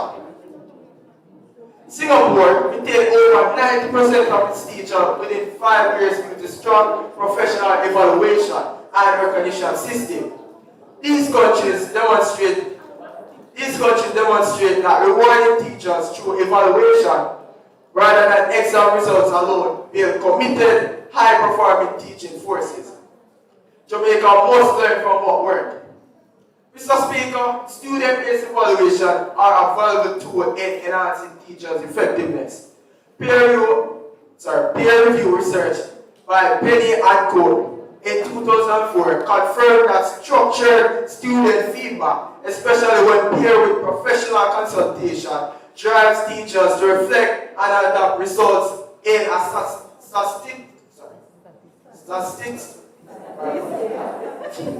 statistically significant boost in instructional quality by integrating both teachers' unique perspective with peer assessment beyond snapshot to create a culture of continuous improvement and professional accountability. Mr. Speaker, exam measures outcomes, but evaluation measures teaching practice. Teacher-based evaluation assess pedagogy, classroom management, and professionalism, while student-based evaluation reveal clarity of instruction, engagement, and classroom support. Together, they provide a fuller, fairer picture of teacher effectiveness. Exam tell us what student scores. Evaluation tell us how teachers taught. Both matter, but all the evaluation capture the whole teacher. We believe that teacher and student-based evaluation recognize the practitioners who knows teachers best to be the evaluators, using a holistic scope that is not biased, but is open to inspire professionalism. I urge you to support this motion. Thank you.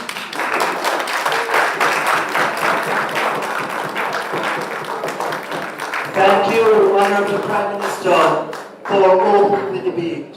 We now invite the Leader of the Opposition to respond from the vantage point of the opposition side.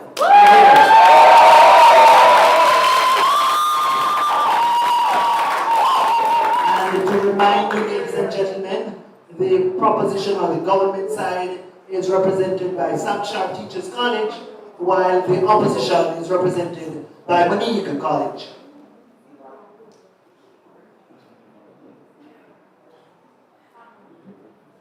Mr. Speaker, honorable judges, members of the government, and our attentive audience, good afternoon. My name is Kadian Harnell, and I rise proudly on behalf of the opposition to firmly reject this motion. Today, I will do 3 things. First, I will expose why this motion collapses on principle. Second, I will dismantle the idea that students and peer evaluations are a reliable basis for reward. And finally, I will speak on why exam results remain the most objective measure for teacher effectiveness. And my second speaker will continue. Before I advance on these arguments, and before the government asks you to suspend common sense further, Mr. Speaker, I, the opposition, ask you, should opinions outweigh evidence when we are shaping the futures of our children and our nation? Not accepted at this time. The government will have you believe that peer evaluations promote collaboration and professionalism. Incentives don't change intentions, they change behavior. Once rewards are attached, collaboration turns into competition. In small Jamaican staff rooms, incentives distort honesty and reward alliances, not excellence. This system, the opposition, the government, will also have you believe that this system is more inclusive and humane. Lowering the bar does not lift people up. Inclusion without accountability is not compassion, it is negligence. Standards are how we protect students from being quietly underprepared. This motion is dressed up as progressive and inclusive, but beneath the polished language lies a dangerous shift. It is not accepted at this point. It replaces objective accountability with subjective approval. And let us be honest, education cannot and must not survive on popularity. This government asks us to abandon measurable outcomes as tools for rewards and replace them with perceptions that fluctuate with mood, personality, and personal interest. Mr. Speaker, popularity contests are fun for talent shows, not in classrooms. But don't take my word for it. Let's see why student evaluations fail when put in charge of teacher rewards. Student evaluations are an unreliable basis for reward. Let us examine the motion itself, Mr. Speaker. Starting with the flawed idea that student evaluations are a reliable basis for reward, when it is not. Mr. Speaker, if a teacher's work depends on popularity, then teaching has become a talent show, not a profession. Students do not evaluate teaching effectiveness, they often evaluate comfort. A strict teacher who enforces discipline, challenges weak answers, and demands excellence is rarely popular. An easy teacher who inflates grades and entertains is.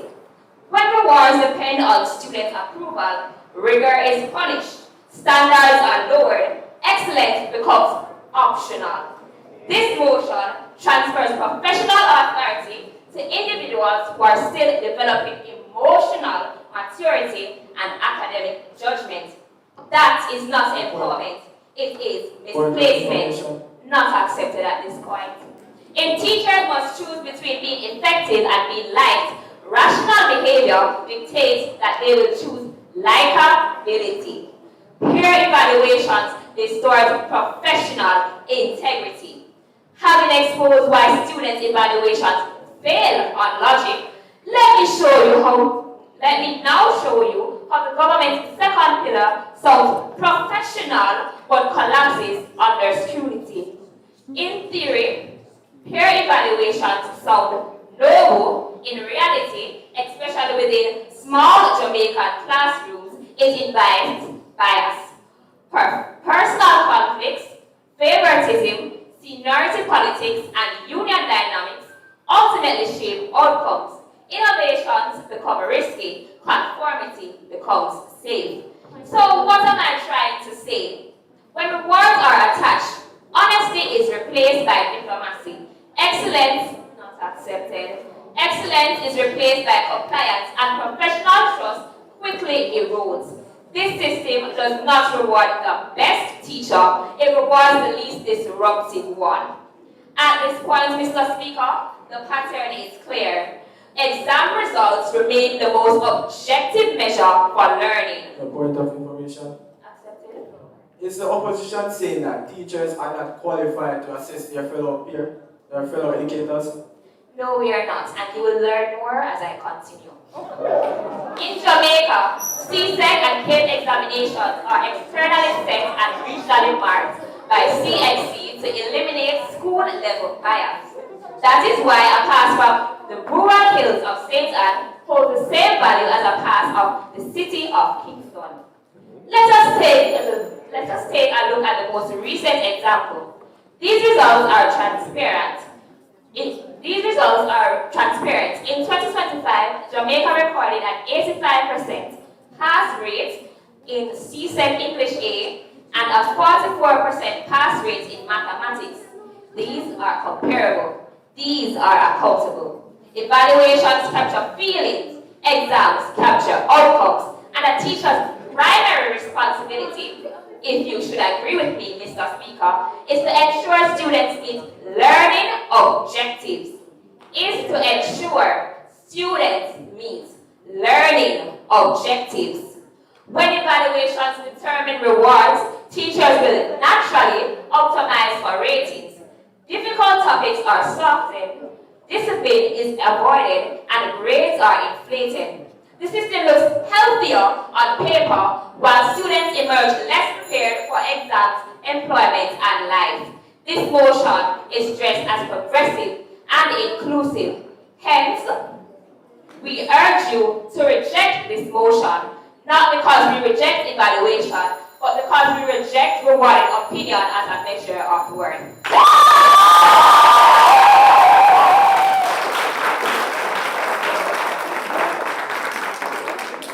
We thank the leader of the opposition for submitting those arguments to this honorable house. We now move into the first segment of cross-examination. As I explained before, the opposition team, Team Money College, will get a first opportunity to ask questions of the proposition team, Team Subject Teachers College. Each question limited to 10 seconds, each response limited to 45 seconds. Let's get the show on the road. We call upon now the opposition team to pose their 3 questions to the proposition team.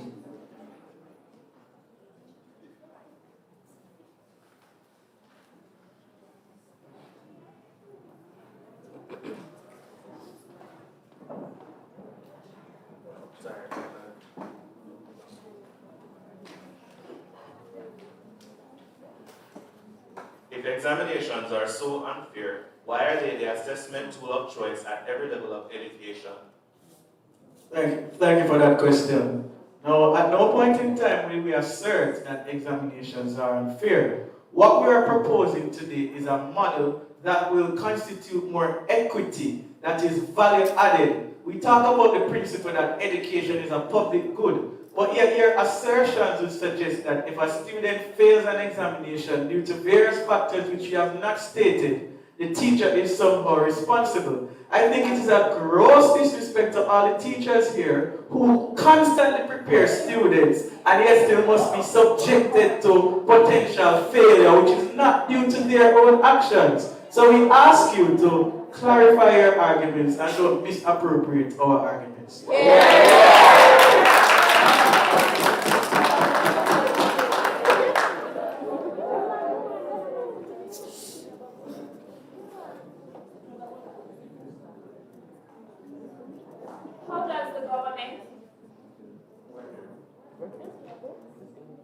How does the government propose to distinguish between a teacher who is effective but strict and one who is popular but academically ineffective using student evaluations?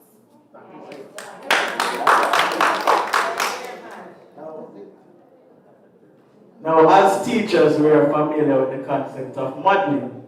Additionally, whatever rubric that we propose should be used will not be a rubric that is developed from thin air. It will be the combination of different stakeholders, such as the Ministry of Education, Teaching Council of Jamaica, and by extension, the JTC and the JTA, that will help to collaborate to form this document.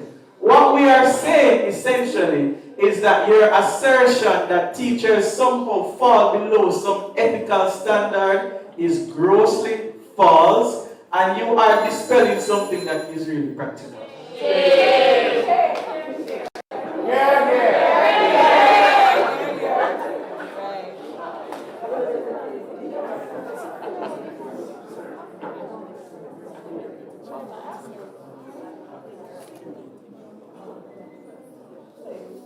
Given the mass collaborative effort that you are asking for, if there are only so limited days in the school year, how much time would it take to do an effective evaluation if it is done by peers?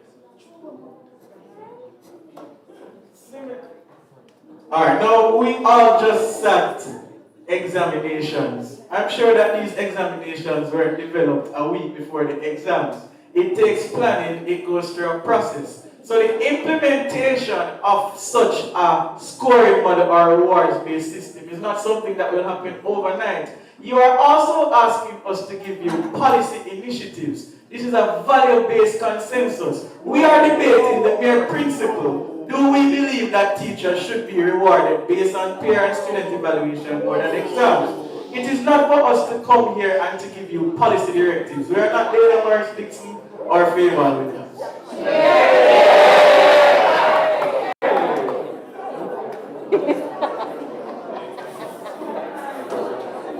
Alright. Thank you. Thank you for those responses. And of course, our audience seems to find them humorous. Alright, let us continue. We now invite the proposition team to ask questions of the opposition team.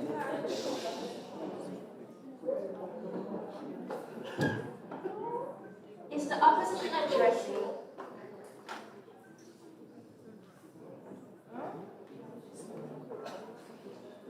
If exam results capture learning, who captures clarity, engagement, and classroom management and support factors that students experience on a day-to-day basis? We are not saying that those factors do not influence. What we are saying is that exams may be a snapshot in time, but they occur at the end of content delivery, and they gauge knowledge retention, critical thinking, and application of skills. So therefore, they are the most effective tool for rewarding teachers. Shane.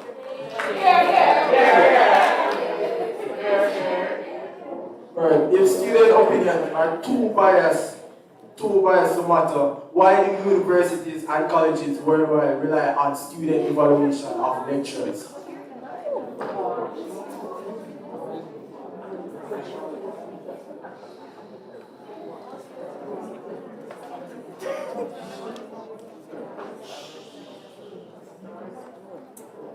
So student evaluations have value in the form of content moderation and reprimand. They are used in order to course correct, they should not be used to be given reward. They do not adequately have the knowledge to gauge pedagogical knowledge or delivery of content, just how it is received. And it is still open to bias based on bad grades, repeated reprimand by lecturers, or other external factors like peer pressure.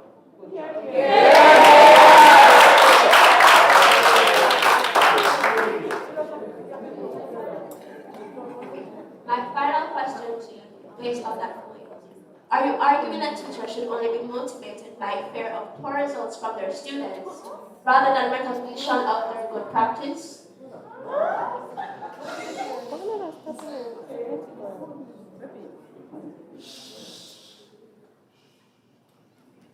Can you repeat the question? Are you arguing that teachers should only be motivated by the fear of poor results from their students in exams, rather than recognition of good practice in the classroom? One, giving students that power creates a power imbalance in class. And secondly, whenever students involved in the entire class perform poorly on the examination, that reflects on the direction that they were given. If an individual performs for whatever circumstances may have caused their poor performance, it will be tallied in a cumulative collection of data. So if the class does well and one individual fails, it will not reflect badly on the teacher.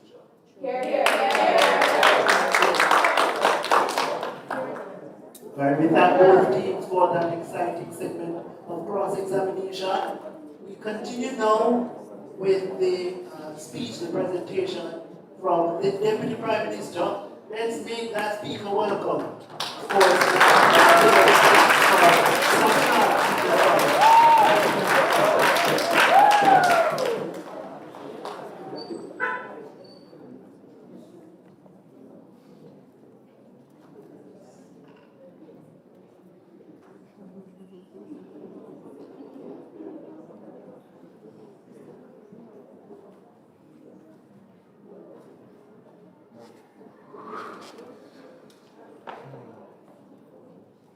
Mr. Speaker, members of this House, what have we learned about the opposition's argument so far.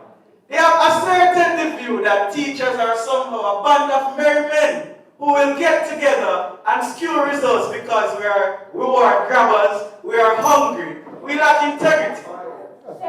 What we are asserting here today, members of this House, is that a peer and student evaluation system actually legitimizes the work of a teacher as it relates to integrity. We are all aware of the code of ethics. So when we talk about this notion where corruption exists, let's be clear, we are guided by the code of ethics. And morally, we are expected to stick to the code of ethics. Any misappropriation or stepping outside of the boundaries of this ethics merits punishment. Therefore, there are mitigating factors in place that eradicates your argument of corruption. Not accepted at this time. You also likened a teacher and peer assessment to a popularity contest.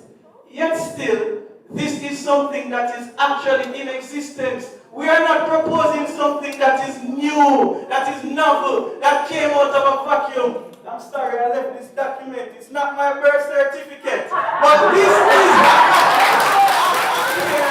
and teacher. And if you are able to analyze this document, it says adapted from the Ministry of Education. Measures in place that secure the integrity of a peer and student evaluation. Let's be clear, your sauciness does not equate to substance. Now, let us talk about the intrinsic motivation of a teacher that will allow for them to give better peer and student evaluation. Now, according to the Pattison Report of 2021, it spoke about the fact that it is better to assess teachers based on value-added consensus, mixed method consensus. Exam results are open to many factors. For example, you prepare a student earnestly. On the day the student feels ill, that student goes into the exam and fails the exam. Does that account for the months of hard work that the teacher put in? You also talk about the fact that the student is not capable of making their own critique. Yet still, if I remember correctly, we are guided by the National Standards Curriculum, which speaks of the 4 C's: collaboration, creativity, communication, and critical thinking. When you enable students and peers to be a part of the assessment process, we are in essence nurturing the 4C models, which you as teachers in training are trying to achieve. Point of information. Accepted. If you are in the process of nurturing, how could they have the knowledge to do to make the assessments if you are still nurturing them? We introduce, thank you for your question. We introduce the term modeling. This is not a random document that we will one day randomly bring into the class. Similar to any policy that is implemented, it must go through the rigors of training, testing. Also, given the fact that the model currently exists internationally, we can look at best practices to model our own document. Additionally, we can even look at some of the things that have not worked, because when you are implementing something, you look at best and worst in order to make fair assessments. The model has worked in countries that have a lesser GDP ratio than Jamaica. Uganda and Rwanda, for example, are countries that currently have a peer-based system / student evaluation system, which has worked. If we are in a Jamaican society where we boast about our innovation, our empowerment, and our ability to set the bar, why are we lowering the standard because of fear and ineptitude? Yeah. We also talk about the constructivist model of teaching. We are motivated to develop a constructivist model where the student is the central part of the learning. We focus on inductive reasoning where the student is asked to get it as opposed to us just giving it to them. In a similar way that we are teaching content. Why can't we empower our students and our peers to give proper evaluations in the same breath. You cannot look at it from one angle and then conveniently renege on the other component. It simply cannot work. Ladies and gentlemen, do not be fooled by the theatrics. Do not be fooled by attempts to make our arguments seem ridiculous. Do not be fooled by the mere value that each and every one of us sits here today, in that we understand that teachers, we deserve rewards. Teaching is a profession. So when you talk about teachers working for reward, of course it is one of the reasons why we are teachers. If we did not want any rewards, it would not incentivize us to teach any at all. You cannot separate the intrinsic motivation of a teacher from what is guided by the public good. Ladies and gentlemen, the second speaker of the proposition rests.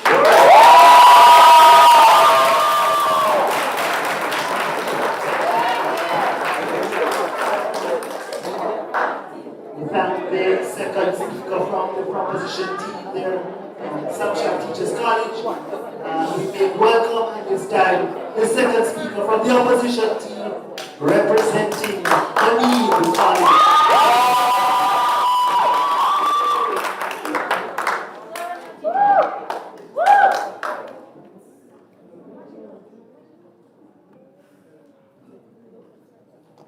Honorable judges, members of the government bench and esteemed guests, a pleasant afternoon to you all.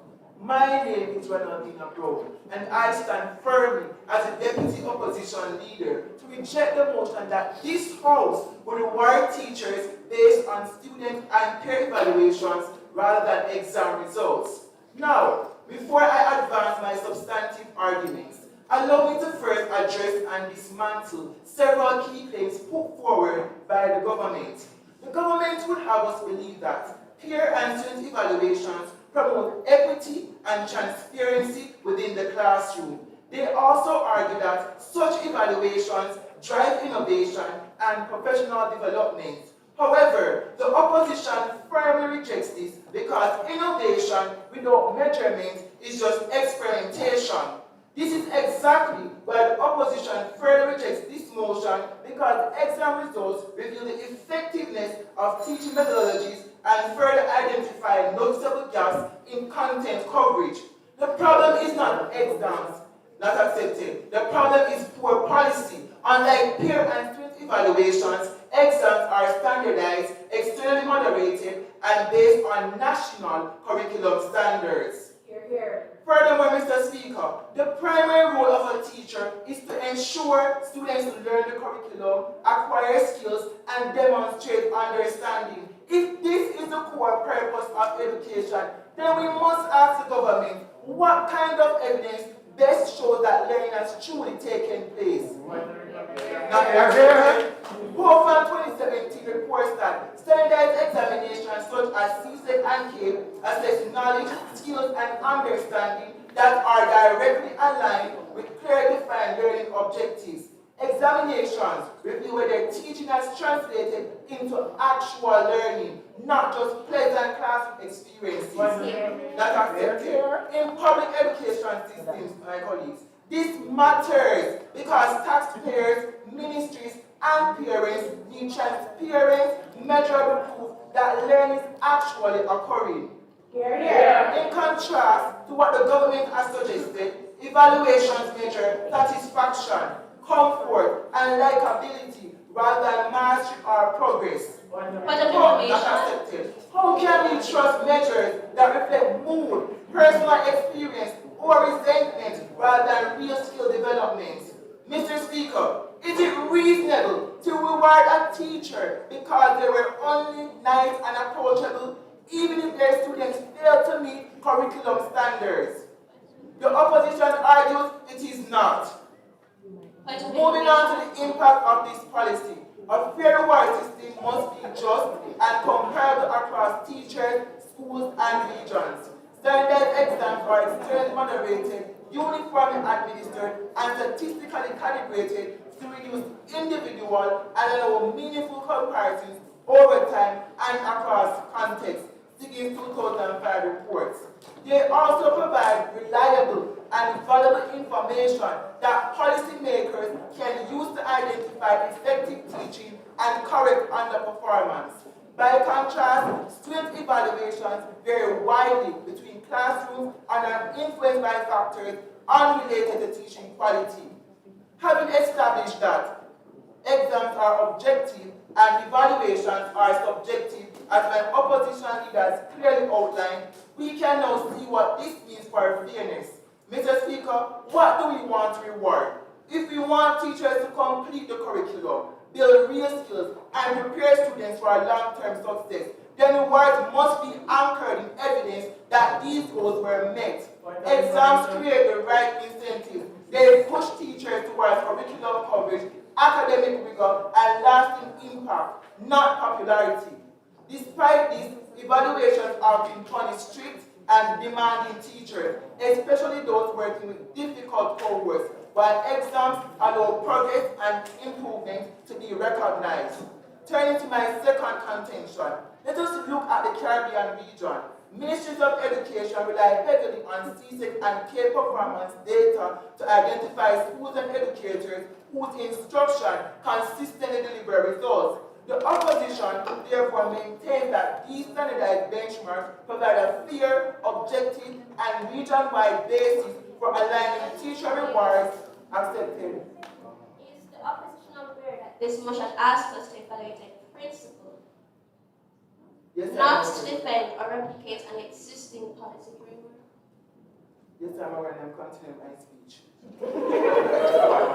For a stronger than subjective opinion. So last, Mr. Speaker, this principle also holds internationally. Prestigious institutions like the Global Teacher Prize require demonstrable student achievement, instructional impact, and measurable improvement in learning outcomes. At the global level, teachers are rewarded not for being liked, but for making a measurable difference. For these reasons, the opposition stands firm. Exam results offer the most credible evidence of teacher preparedness, subject mastery, instructional rigor, and the ability to meet nationally and regionally defined learning standards, thereby making them the most equitable and defensible foundation for rewarding educators.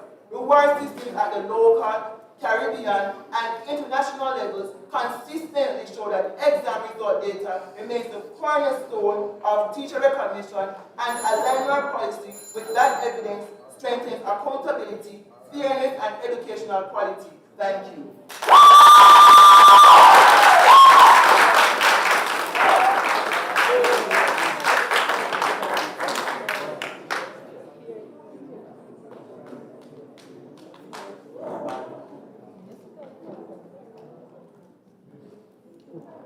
All right, thank you very much. That was the deputy leader of the opposition from Mani College. We continue we move on rather, to the second segment of cross-examination. This exciting segment will see the opposition team, Mani College, asking 3 questions of the proposition team, Subsharp Teachers College. Of course, each question limited to 10 seconds, each response limited to 45 seconds. All right, so without any further delay, let us welcome those questions coming to us now from Mani College. With meager availability of funding, if there's a tie, what would you use to make the decision between 2 teachers that have similar peer and student evaluations? Thank you for that question. First of all, as I recall, this motion talks about a working teachers based on parents and evaluations rather than exam results. Therefore, if it was a case where it said this house will, then we could talk about such things. Since it is not a policy debate, therefore, then we would have this then we would have the legislation drafted and bring forth to you, but that is not the case. So, in this case, it is a value-based proposal. Remember, it says this house would. Would is a helper verb, which helps us to understand it is a proposal, not a policy debate. So let us focus on the fact that it is a value-based debate.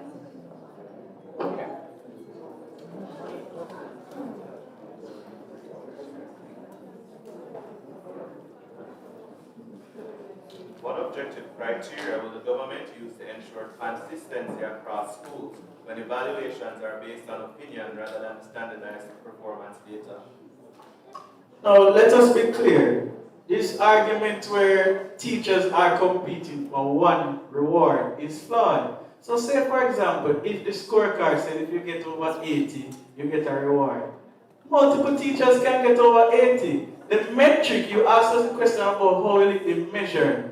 Based on how the rubric is set up, it can allow for closed-ended questions which alleviate the possibility of flawed answers. When you do that, it gives more merit to the system. So stop trying to pick this as a competition, a Hunger Games between teachers. That's not what we're proposing today.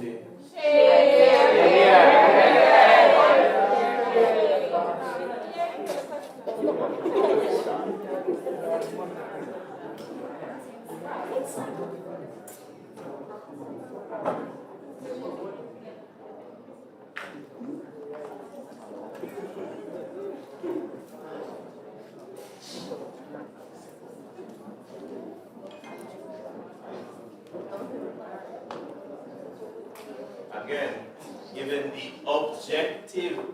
the subjectivity of evaluation, they are inherently based on opinion, regardless of good or bad. How can you use that to determine accurately that there has been teacher efficacy? My opponent, when you went on practicum 1, you had to give an assessment of the teacher.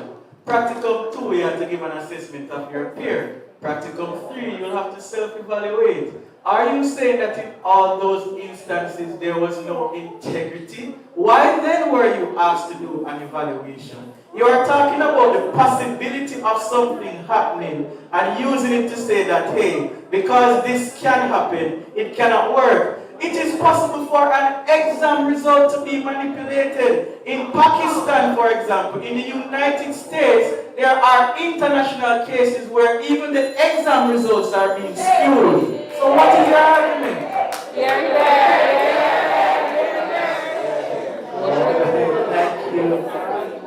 Thank you very much for that segment of cross-examination. We continue the cross-examination with the questions now coming from Samshar, Teachers College.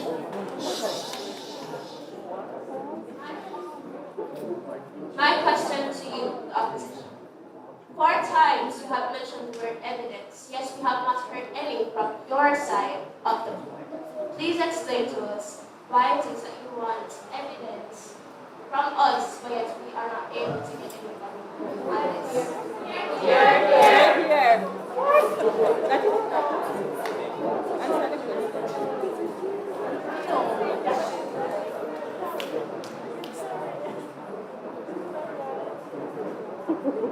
As our first speaker mentioned, the CXC pass rates for 2025 are a marked improvement over the CXC pass rates the year before. That is empirical evidence that there is an improvement in the system. Evidence.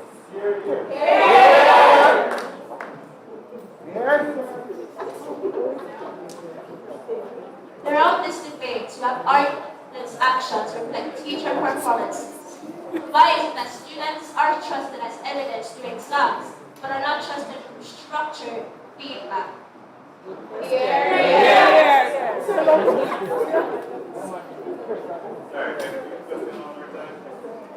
Sure, not a problem. Throughout this debate, you have argued that students' actions reflect teacher performances. So why is it that students are trusted as evidence through exam scores, but are not trusted through structured feedback?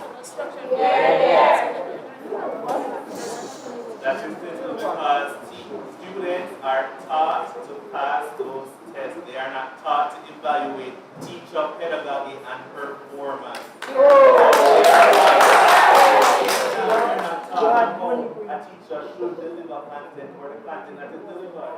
They can only give an opinion on whether they thought it was effective or not. We'd also like to ask, Are you then proposing a notion where teachers simply teach to the test because we know that exams are what are going to be used to measure us, and do away with actual value added ascribed role of the teacher? I am absolutely delighted that you asked that question because examinations like PEP and CXC also test for critical thinking and application of skills. Therefore, it is not just a matter of rote learning to pass these examinations. It is a matter of knowledge retention, skill application, and critical thinking.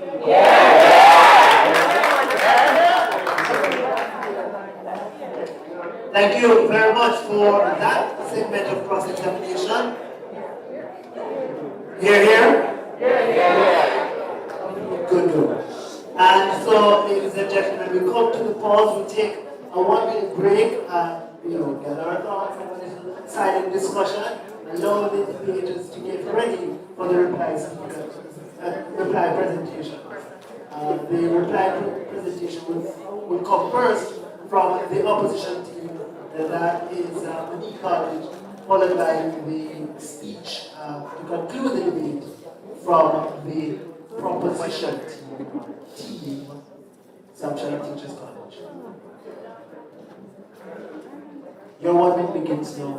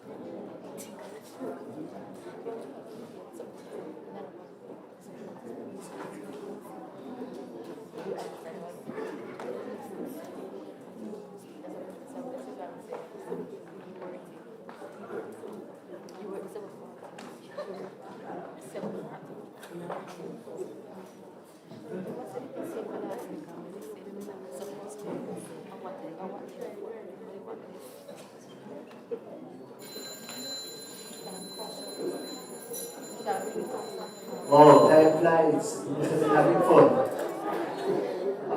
Alright, debaters, it is now time for your final attempt to wrestle the debate in your favor. And this time I invite the reply speaker, it's the third debater from Team Monique College, to present the final.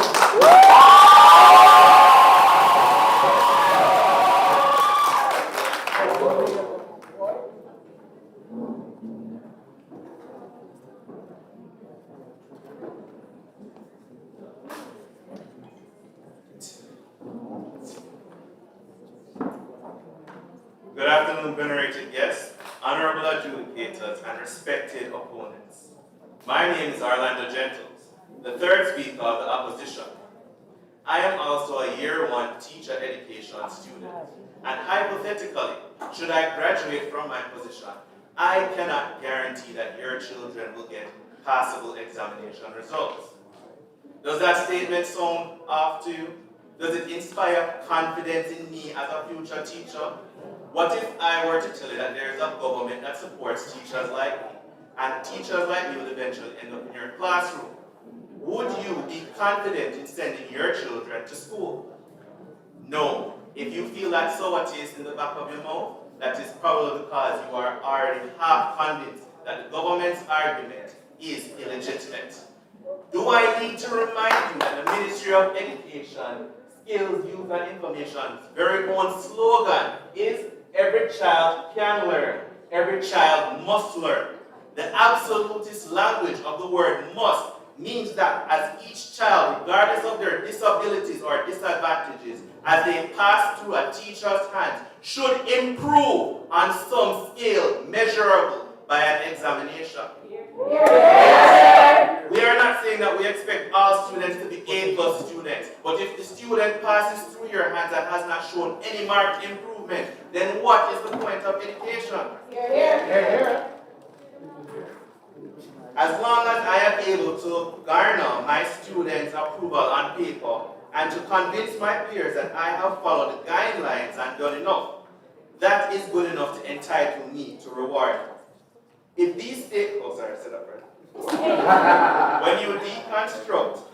when you deconstruct the government's arguments, the bells and whistles, this is what it boils down to. It boils down to sound. And as stated in the 2025 debate seminar in Kingston, we as a critically thinking audience must learn to differentiate between substance over sound. So allow me to get into the substantives of our argument. Firstly, they would like to question the legitimacy of examinations.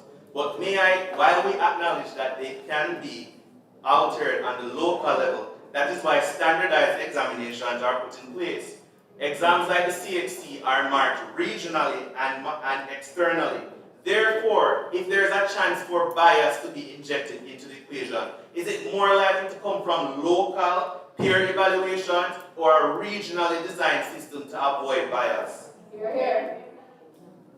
We do not discredit teachers' potential to be fair and evaluating, but you are ignoring the sheer humanity of being a person. Just when you rub butter upon puss mouth, you cannot expect any better of them if they take advantage of the system. Other forms of law enforcement and other systems are well aware of the laws and the punishments that come with them, but we do not deny that corruption exists in these systems. Why should we apply that same logic here at the teaching level, just because of integrity?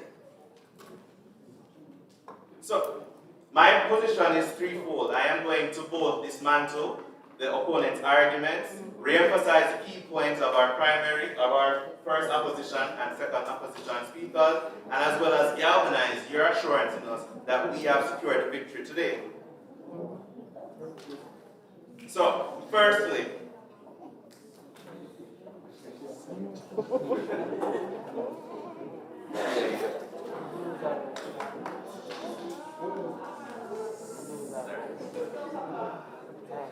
right, so popularity over performance. Teacher accountability cannot be replaced with applause. The government puts forward an idea that teachers cannot guarantee results, and as such should not be held accountable to those standards. When we decide that just the concept of being a good teacher is enough to be a benchmark for reward without any proof of teacher efficacy, then we substitute accountability for popularity. On an economical scale, we are releasing less coherent graduates into a competitive working economy. Socially, the policy will reduce the trust of parents and stakeholders in schools as sanctuaries for higher learning. And educationally, teacher efficacy becomes a matter of performance over a proven track record. So I ask you this evening, venerated audience, which of our arguments sounds like it is more substance and which sounds like it is more sound? Thank you very much.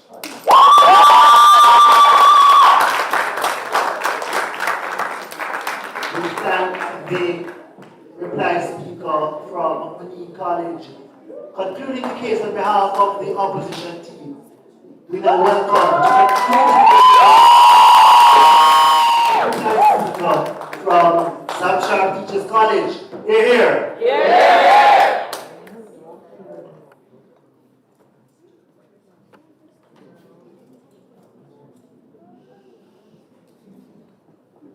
Mr. Speaker, honorable judges, members of this honorable House, today's debate has boiled down to one fundamental clash.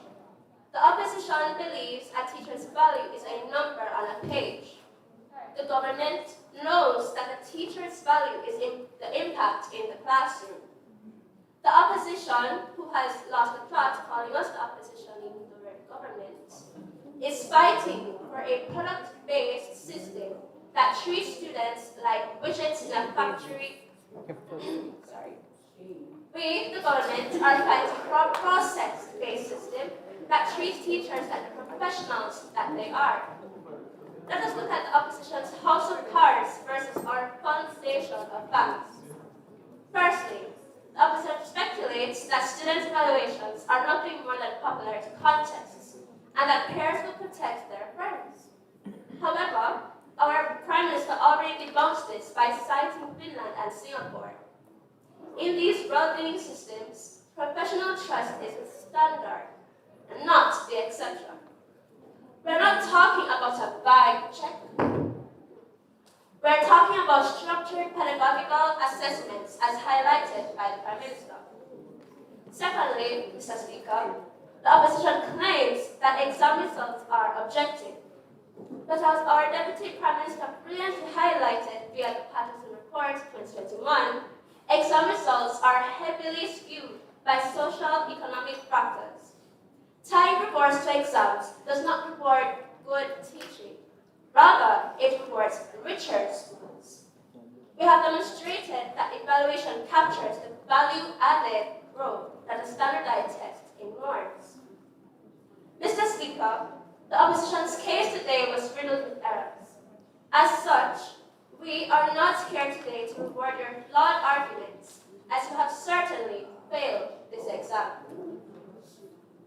Firstly, they used hasty generalization by assuming that because some evaluations may be biased, all peer and student evaluations, especially, are invalid.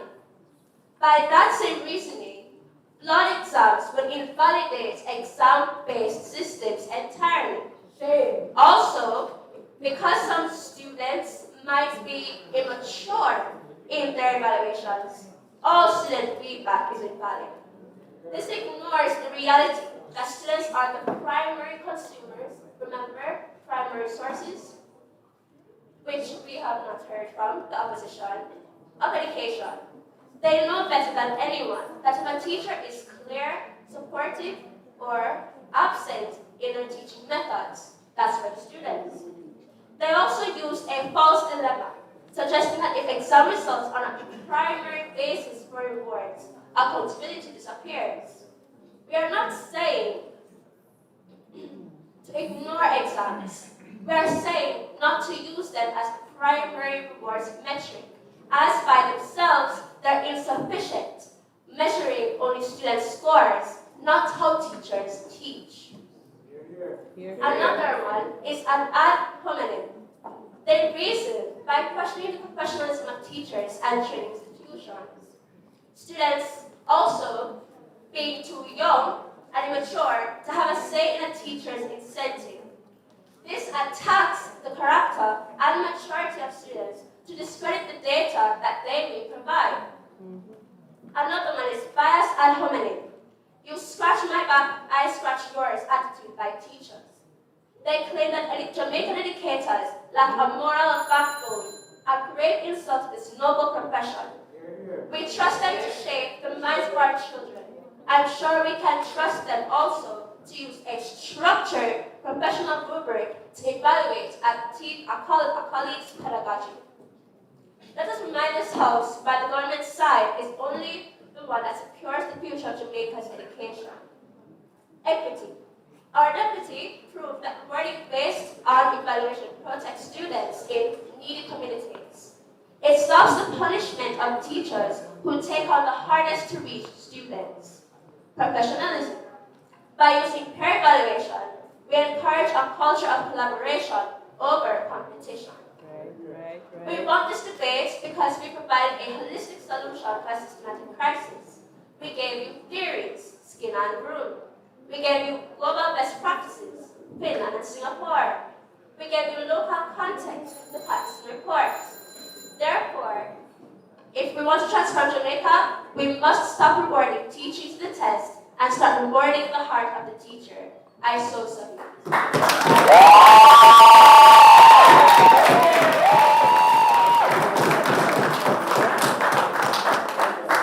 With that, we have come to the end of this debate match. Of course, this was the third place playoff in the TCJ Jade National Debating Championship for 2026. Ladies and gentlemen, another round of applause for two teams.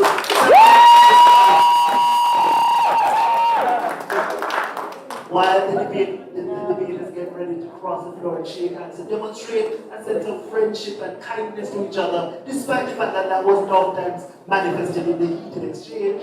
We are going to leave as the judges to weigh the arguments and arrive at a decision as the winner, the third place finishers in this amazing competition. Teams, please come forward, shake hands.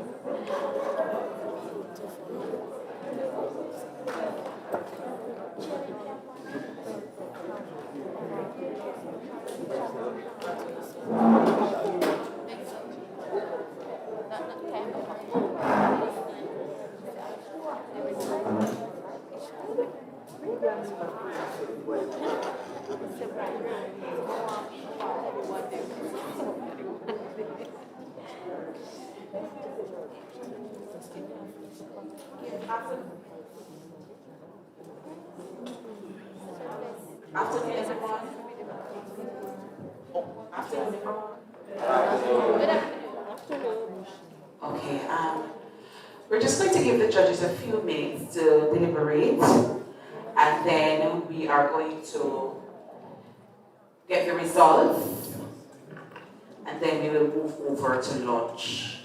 All right, so speak to the worms, so to just stay calm for a few more minutes. All right.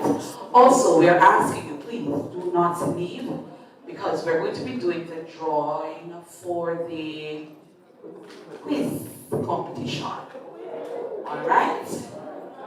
So this competition is still on. It began in March. March 5th. All right. Coaches are here, man. But we normally start at that time. Okay? So we'll do the drawings and so on. You're here now, Mr. Arden?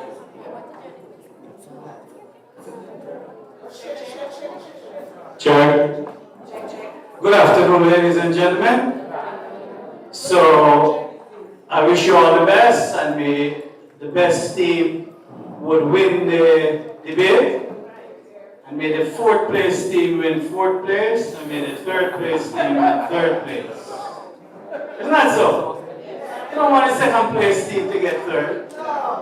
Exactly. So now, we're going to be drawing to see who will match up against who. So I'm asking a student from Bethlehem, a student from Samshar.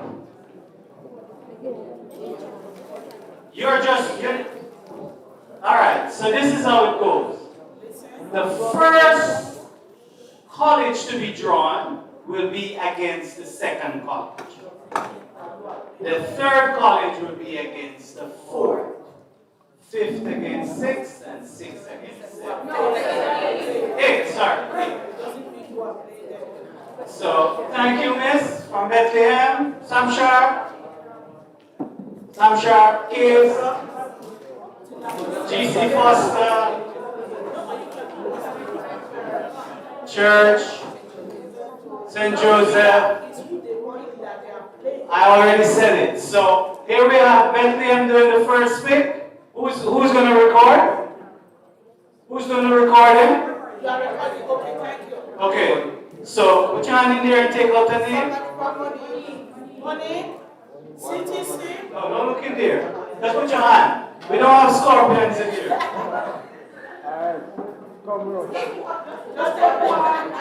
Thank you, Miss.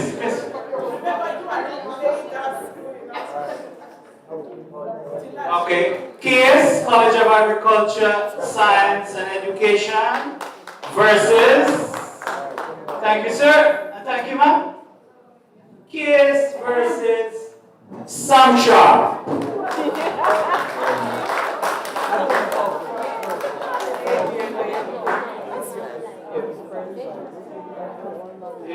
is Bethlehem Moravian College versus,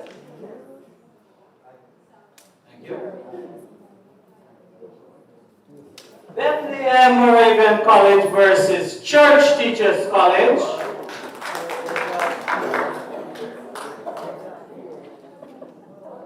Short road! Why are you laughing?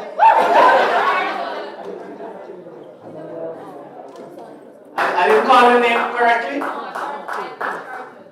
Short road versus GC Foster.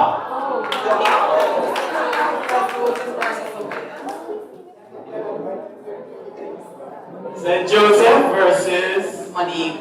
Take it out, man. We want to go through the process. Versus Monique. Yes, it's Monique. So, Mrs. Umuregi will tell you when, where, how. We know why already. Money. Money. That's the why. Okay. Alright, so, you know, as usual, we do 3 rounds, right? So the knockout round will be at GC Foster College. We begin on the 3rd of March. The 3rd of March at 10 a.m. So that's GC Foster College, 10 a.m. the knockout round. Alright? Then the 4 teams that remain, we go to the semi-final section where we are going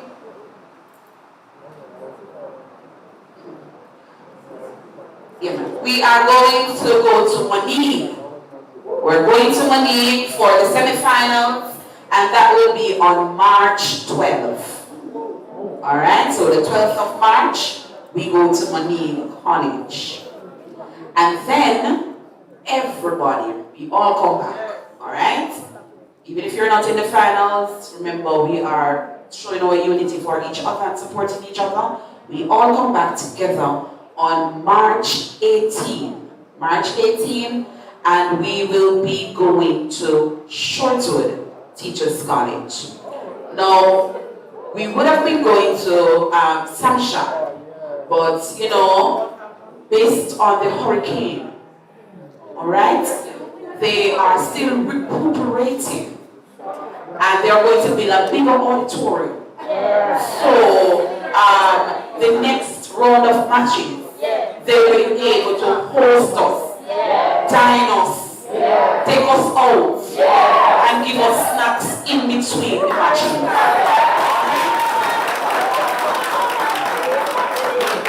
Alright? So we will be going to Shortwood instead of Samshire. Alright, ladies and gentlemen? So get your teams ready. March the 3rd, and we finish on March the 18th. Short window of time, so we want to pack as much as we can into this space. Alright? We're just going to wait for the brief, you know, deliberations. Alright, awesome. Mrs. Omarelli says that you are to listen out for the link, for the coaches that is. Coaches, just keep your eyes in the group, and we are going to meet so that we can do a little housekeeping. Alright?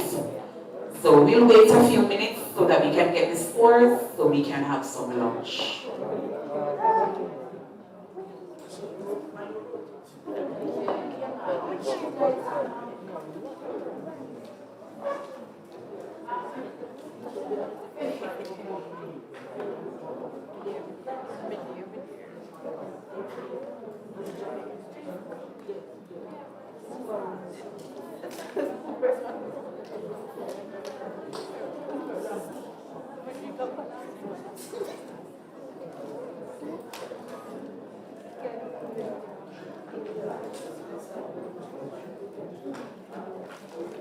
Photographers?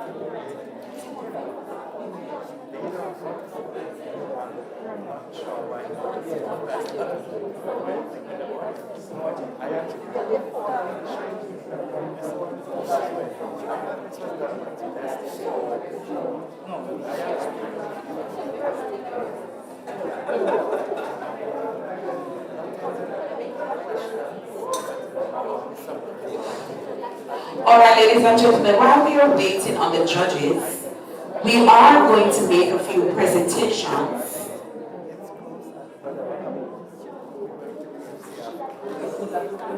Could I have your attention, please?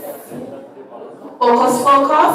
Focus, focus. Ready, teachers? Focus, focus. Focus, focus. Clap one time if you can hear me. Clap 2 times. Okay. And no one using non-verbal, you know. Okay, we are going to be doing a few presentations while we wait on the judges to return. All right, so you know we could not have accomplished all that we have now accomplished without the help of the coaches, right?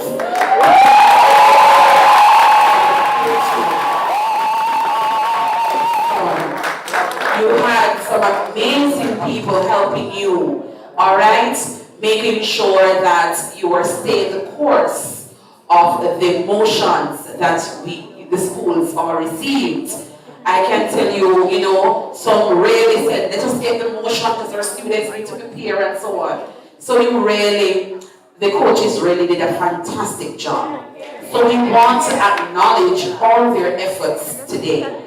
So I'm going to invite the coaches from the Bethlehem Moravian College to come please. That is Mrs. Nikisha Gaynor Elliott. She's here. She's here, not here. Miss Stacia Green Lewis. Not here. I'll take it with me when I'm going back home. Church also is this gift.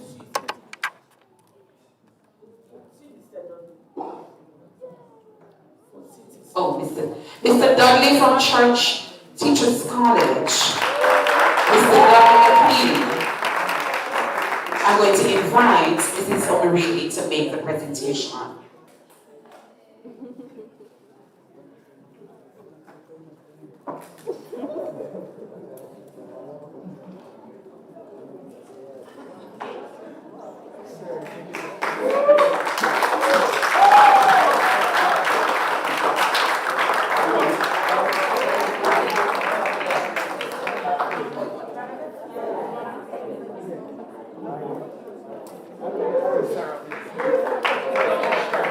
Thank you very much, Mr. Dudley, Mr. McLean, for all that you did for the team. All right, let's give Mr. McLean a round of applause, please.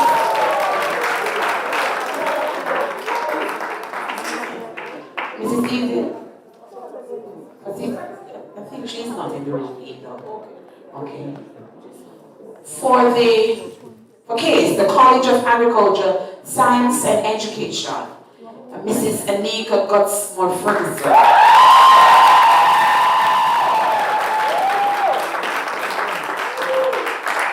And Mrs. Miss Amarella Lamont.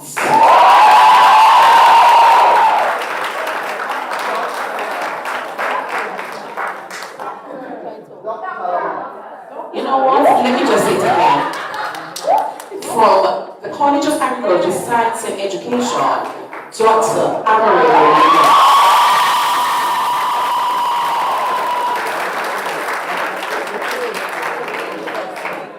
I appreciate the correction. Yes. Which is right. Let's put our hands together for the coaches.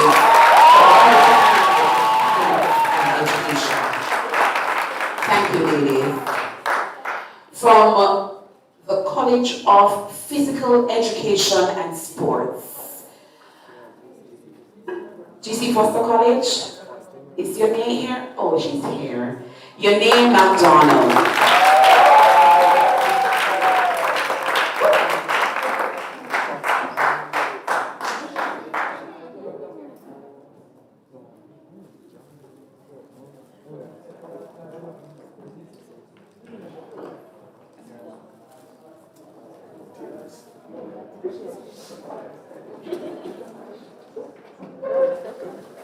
She's collecting for our other colleague.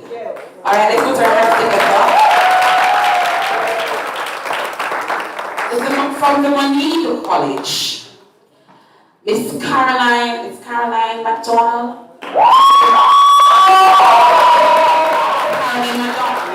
Caroline McDonald and Miss Julian Bennett.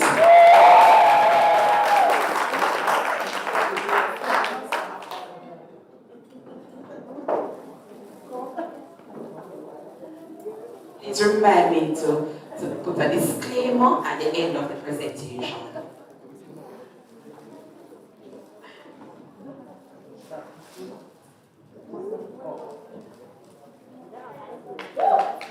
Thank you, Miss Julian Bennett.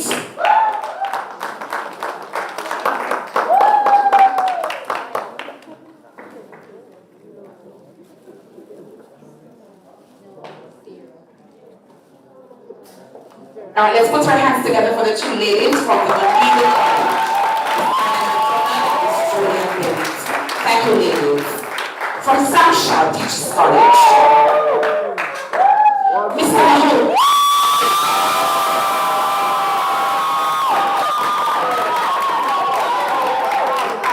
And Mr. Tane Robinson.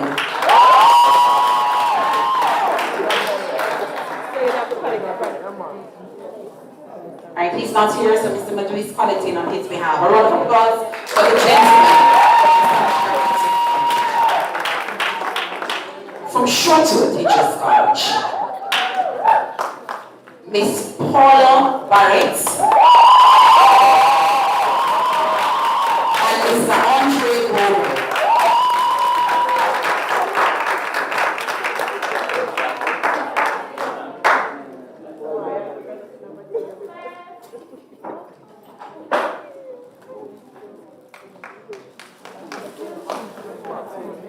All right, Miss Barrett is collecting on behalf of Mr. Bowen. A round of applause from the Shortwood Teachers College. And finally, St. Joseph Teachers College, Mr. Curtis Wallace.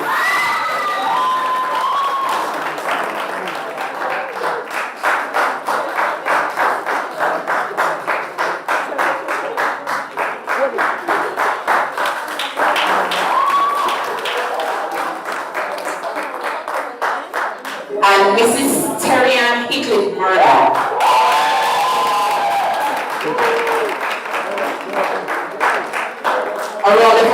applause for the team from the St. Joseph Teachers College. I'm going to disclaim that I don't get in any trouble. Don't want to get in any trouble. So you realize the food baskets were bigger than some. It was based on the contribution of the college. So you brought your own gift. So you brought your own gift. Unknowingly.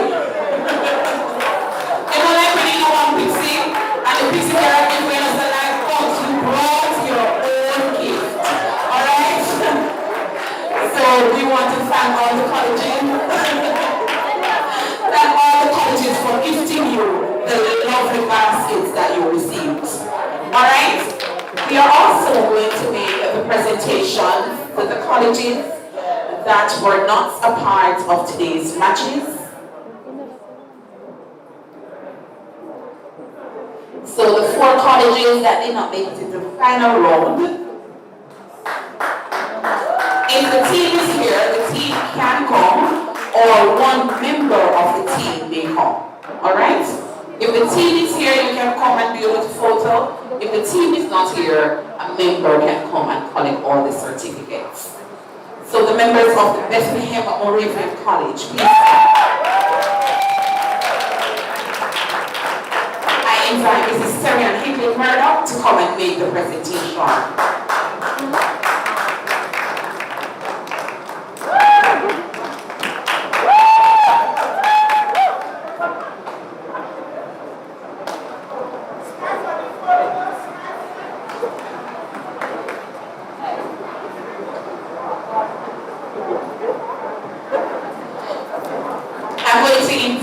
From Shorter Teachers College, Ms. Paula Barrett to make the next presentation. The next team from the Church Teachers College.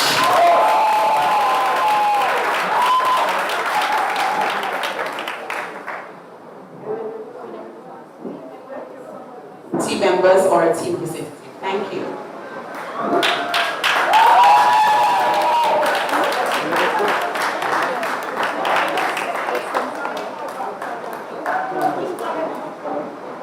The Bethlehem Moravian College. Okay.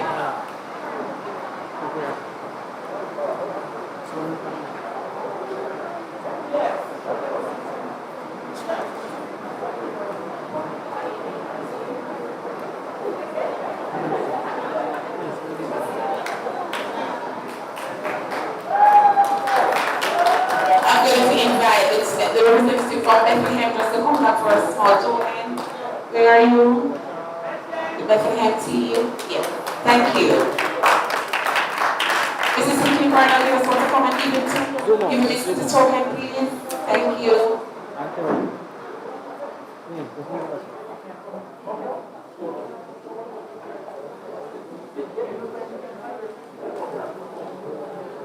I'm going to invite Mr. Madu to come and make the presentation to the members of the GC Foster College of Physical Education and Sport.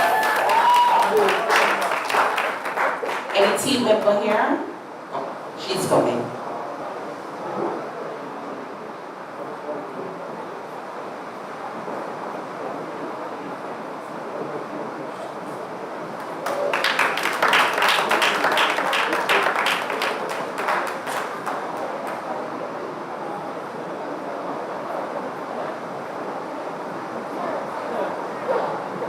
Thank you.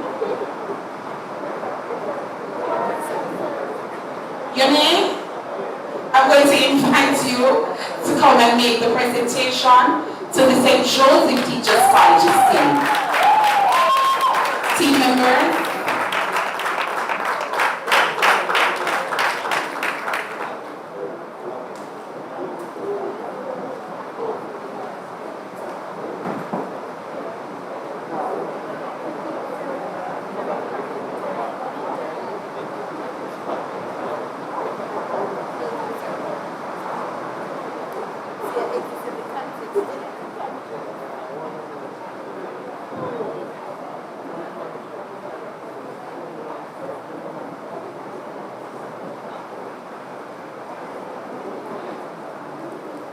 Ladies and gentlemen, let's put our hands together for all the four colleges.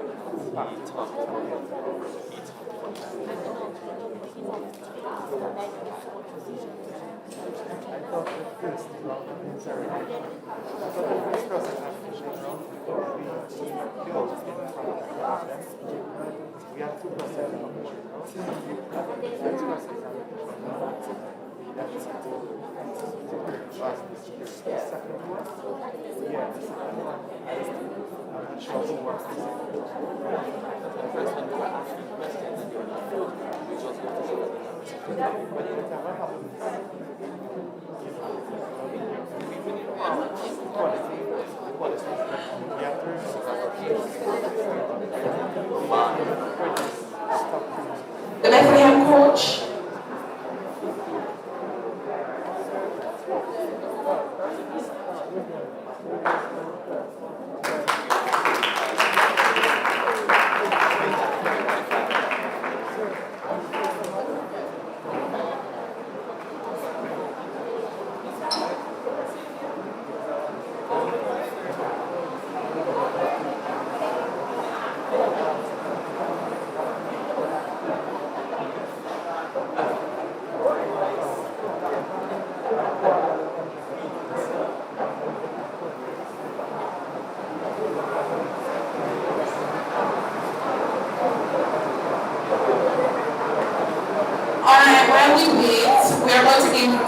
We're going to be doing 3 giveaways. We're just going to be giving away 3 little tokens. And please, you have to raise your hand so I can see. Alright, so remember to wear glasses. So I may not see us quickly, alright? My team members are here to assist me with the hand that is raised first. Alright, so the first question. In what year was the TCJ debate competition launched? The young man who is standing in the sweater at the back. What year? Look at him thinking on a walk. 2024, that is correct. Give him a round of applause. Come on, complete the token. Please don't have your answer question already. You cannot answer again. Alright? Which one you want? Anyone? Green. Alright, awesome. Alright. The next question. Who was the first college to win?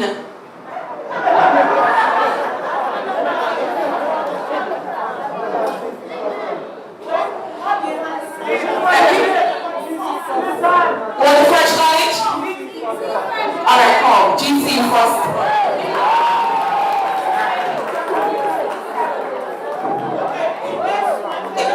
Yes. So the next question will be winner will come from this side of the room. Which color do you want? Alright, the final question. Only this side. Do not embarrass me now. Alright. Where was the finals of the two? You know which you're gonna say? Alright, look, sing it on your come. Right. Come, man. Come. You look like they're on the team, so.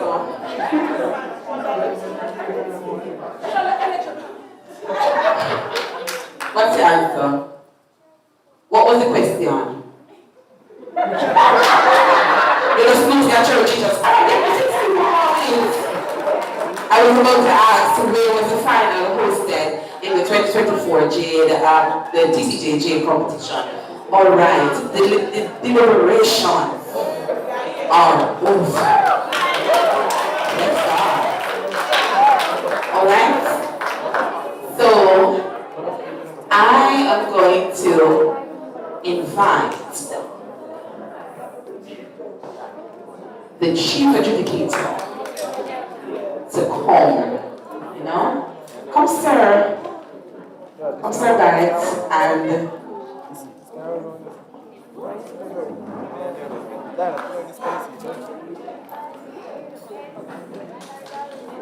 and please remember the judge's decision is final, right? The judge's decision is final.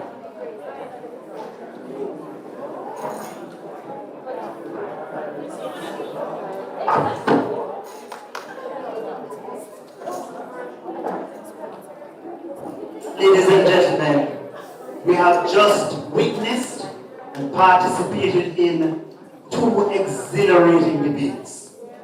I'll begin with an analysis of the third place playoff which just ended. To remind you, that match featured South Sharp Teachers College onside proposition against Mooney College onside opposition. They were duking it out over the motion as to whether or not we should evaluate and reward teachers based on peer and student evaluation, or should we look at the exam results as being the objective metric for evaluation and rewarding teachers. Now, the proposition, Sam Sharp contends that there is a major deficit with exams as a tool for evaluation. They say that what contributes to a student's success is multivariate. There are multiple factors, many of which are outside of the teacher's control, and therefore the teacher ought not to be held accountable for those variables. The background, possibly the psychosocial issues that exist within the life of the student, and many factors. They say furthermore that ultimately we really, if we're talking about rewarding teachers, that should be an assessment of the energy and effort of the teacher in teaching. That doesn't always translate in terms of outcomes that are objectively desirable in terms of exam results. So in other words, you can get a student who, because of the issues that are plaguing the student, the teacher has to put in an enormous amount of effort. And that effort doesn't pay off and the student does not necessarily pass the exam. In the world of Sam Sharp, that teacher should be rewarded. In the world of Monique, that teacher does not get a reward because the student hasn't passed. Sam Sharp also tells us that, and we think that this particular contribution was a tangential and a sort of a, fringe idea without raising nevertheless. That students sometimes get sick when they're doing exams, and that contributes to them failing those exams. We don't know the magnitude to which that occurs, but we think, generally speaking, that doesn't occur to a sufficient extent to possibly push the needle significantly against the teacher. Samsham also contends that a better way of evaluating a teacher, rewarding a teacher, is to look at the assessment of the student as it relates to the student's appreciation for the contribution of the teacher in their lives as a teacher, as well as the peers. They say such models exist. They say that the student has a unique contribution to make, as well as the teacher, the peers, also have a unique contribution to make. And when combined, we get a better appreciation of the teacher's contribution. At this point, I want to raise an objection coming to us from Monique. Monique contends that students aren't qualified to assess whether or not a teacher is demonstrating appropriate pedagogical techniques. We felt like there was a deficiency in the response from Samsham. We felt that possibly the overall assessment of the teacher for them to get a reward or not to be based solely on pedagogical excellence. In as much as Samsham contends at another point in their speech that education is more than passing tests. It's about developing a wholesome student, yes? And so, if the test is merely one metric of the outcome of the educational process, but it's not the sum total of the educational process, possibly there are other factors that aren't assessed in terms of the exam results. Right. And so we thought that to that question, there could have been a more sort of appropriate response. Nevertheless, ladies and gentlemen, the judges have deliberated.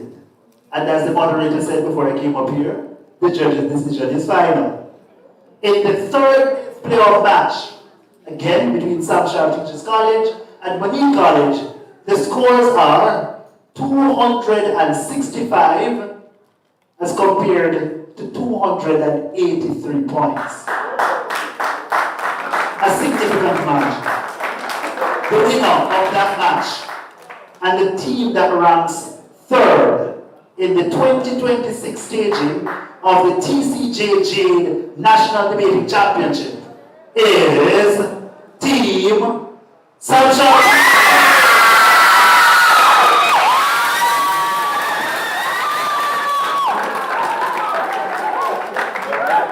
Congratulations, Sunshine. For the victory.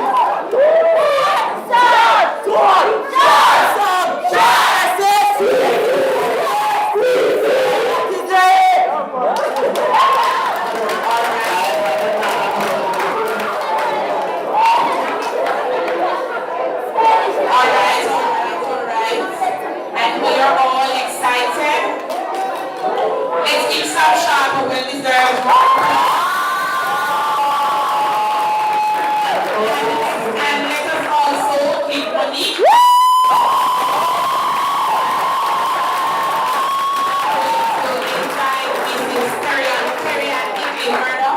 to come and present the fourth place champions with their certificate and their little token. You may also wish to be advised that the decision is unanimous. All the judges agree. Team Monique College, please come.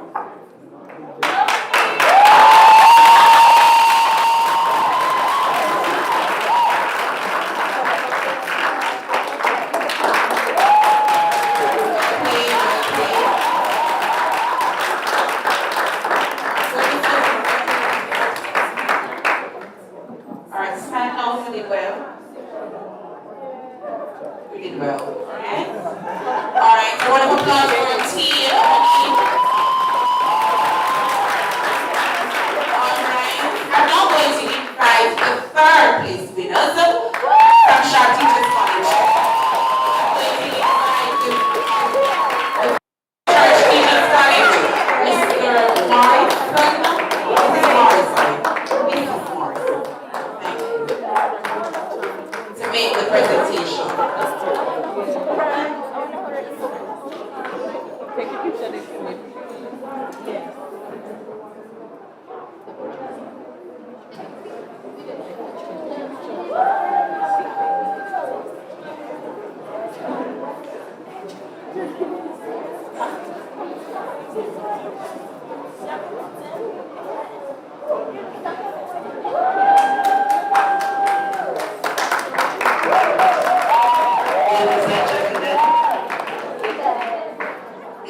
third place playoff match, for which the winners have just been rewarded. We also have another announcement. The best debater of that match. That debater comes from the winning team. And that is Mr. Donovan.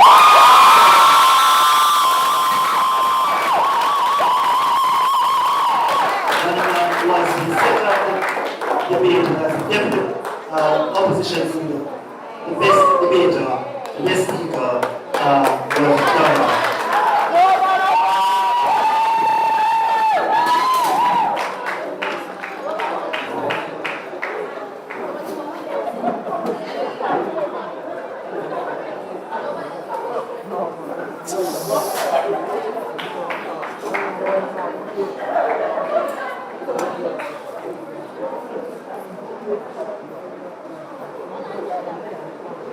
Over to you, Mr. Mark.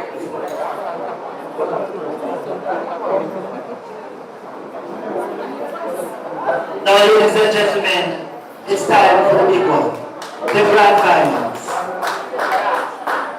You may recall that the grand finals featured on-site proposition, a team from the College of Agriculture, Science and Education, and they went up against the team from Shortwood Teachers College.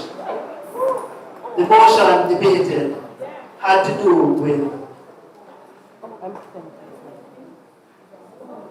whether teachers should be facilitators or directors in the educational process, performance of their roles. Now this one was a close one. Very close. 280 points as compared to 277 points. So 3 points difference.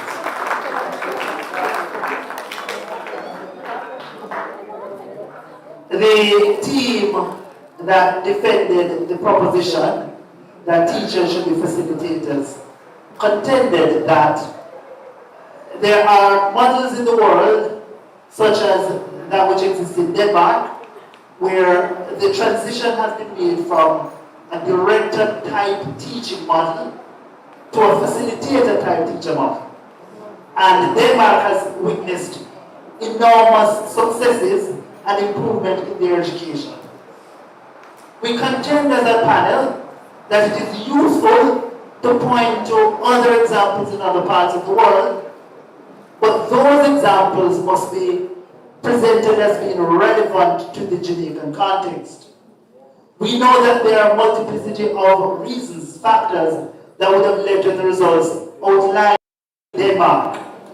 We contend that there are different factors that are at play in the Jamaican context, and there needed to have been more than simply highlighting the example, a kind of analysis that helps us to understand as a panel that that example is also relevant in our local context. And we got that pushback somewhat from the opposition team. Opposition says Denmark doesn't mirror Jamaica. We heard as well that a sort of characterization that necessarily the approach requires a little bit of facilitation and a little bit of directing. So says Team Case. They contend that what needs to happen is when the information is new, it must be directed into the minds of the student. But once it has been directed, once it has been placed there, it has to be tested. It has to be cemented, and it is a process of facilitation that achieves that.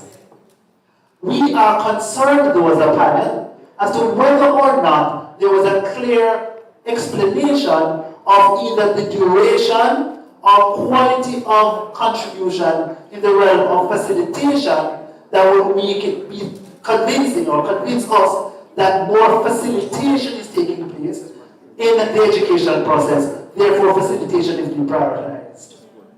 In other words, we felt that there are curriculum at play in the education system, and that curriculum oftentimes and more often than not it results in the imparting of new information.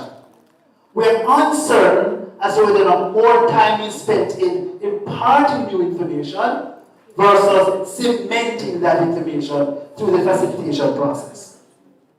And this time I want to sort of analyze and debate the opposition's case. Opposition is defending directorship, that the teacher is a director, that the teacher primarily imparts the knowledge, and that is necessary because the student is a vessel that is lacking information.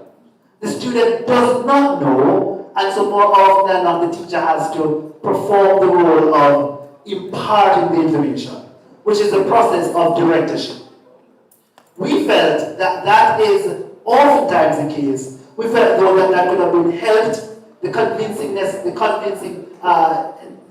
of that argument could have been helped by proving that that is more often the case. There was a concern on the panel that it seemed to us that Shortwood Teachers College made it seem as though director-led education is exclusively what is required, and at no point in time that facilitation is required. That was a minority position on the panel. Other persons on the panel felt that there was a concession by Shortwood Teachers College that after directorship occurs, there is the need for facilitation. But facilitation happens to a lesser extent as compared to the model of a teacher acting as a director. We also appreciated from Shortwood Teachers College that in the Jamaican context, more often than not, likely possibly, director-led education is required. It is required because of the dynamics that are at play in education in Jamaica. A major concern raised by side opposition, some Shortwood Teachers College, was the question as to how then does a teacher faced with students of diverse learning capacities, diverse levels along the educational spectrum, how then do they merely facilitate?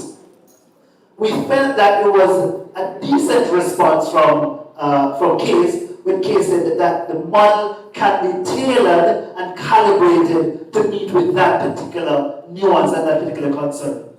We would have liked, though, to hear clearer understandings or mechanization as to how that tailoring treats with a situation where the teacher, one person, is able to facilitate learning that is needed at one level and sort of the exploration and the deepening of concepts at another level through the facilitation process. Ladies and gentlemen, our deliberation was long. It was robust. The decision is not a unanimous decision. There are 5 of us on the panel. The winning team secured 3 votes. To the second place teams, 2 votes. The winner of the TCJ National Debating Championship, featuring 8 teacher training institutions from across Jamaica for 2026 is, ladies and gentlemen, give me a drum roll. Make some noise.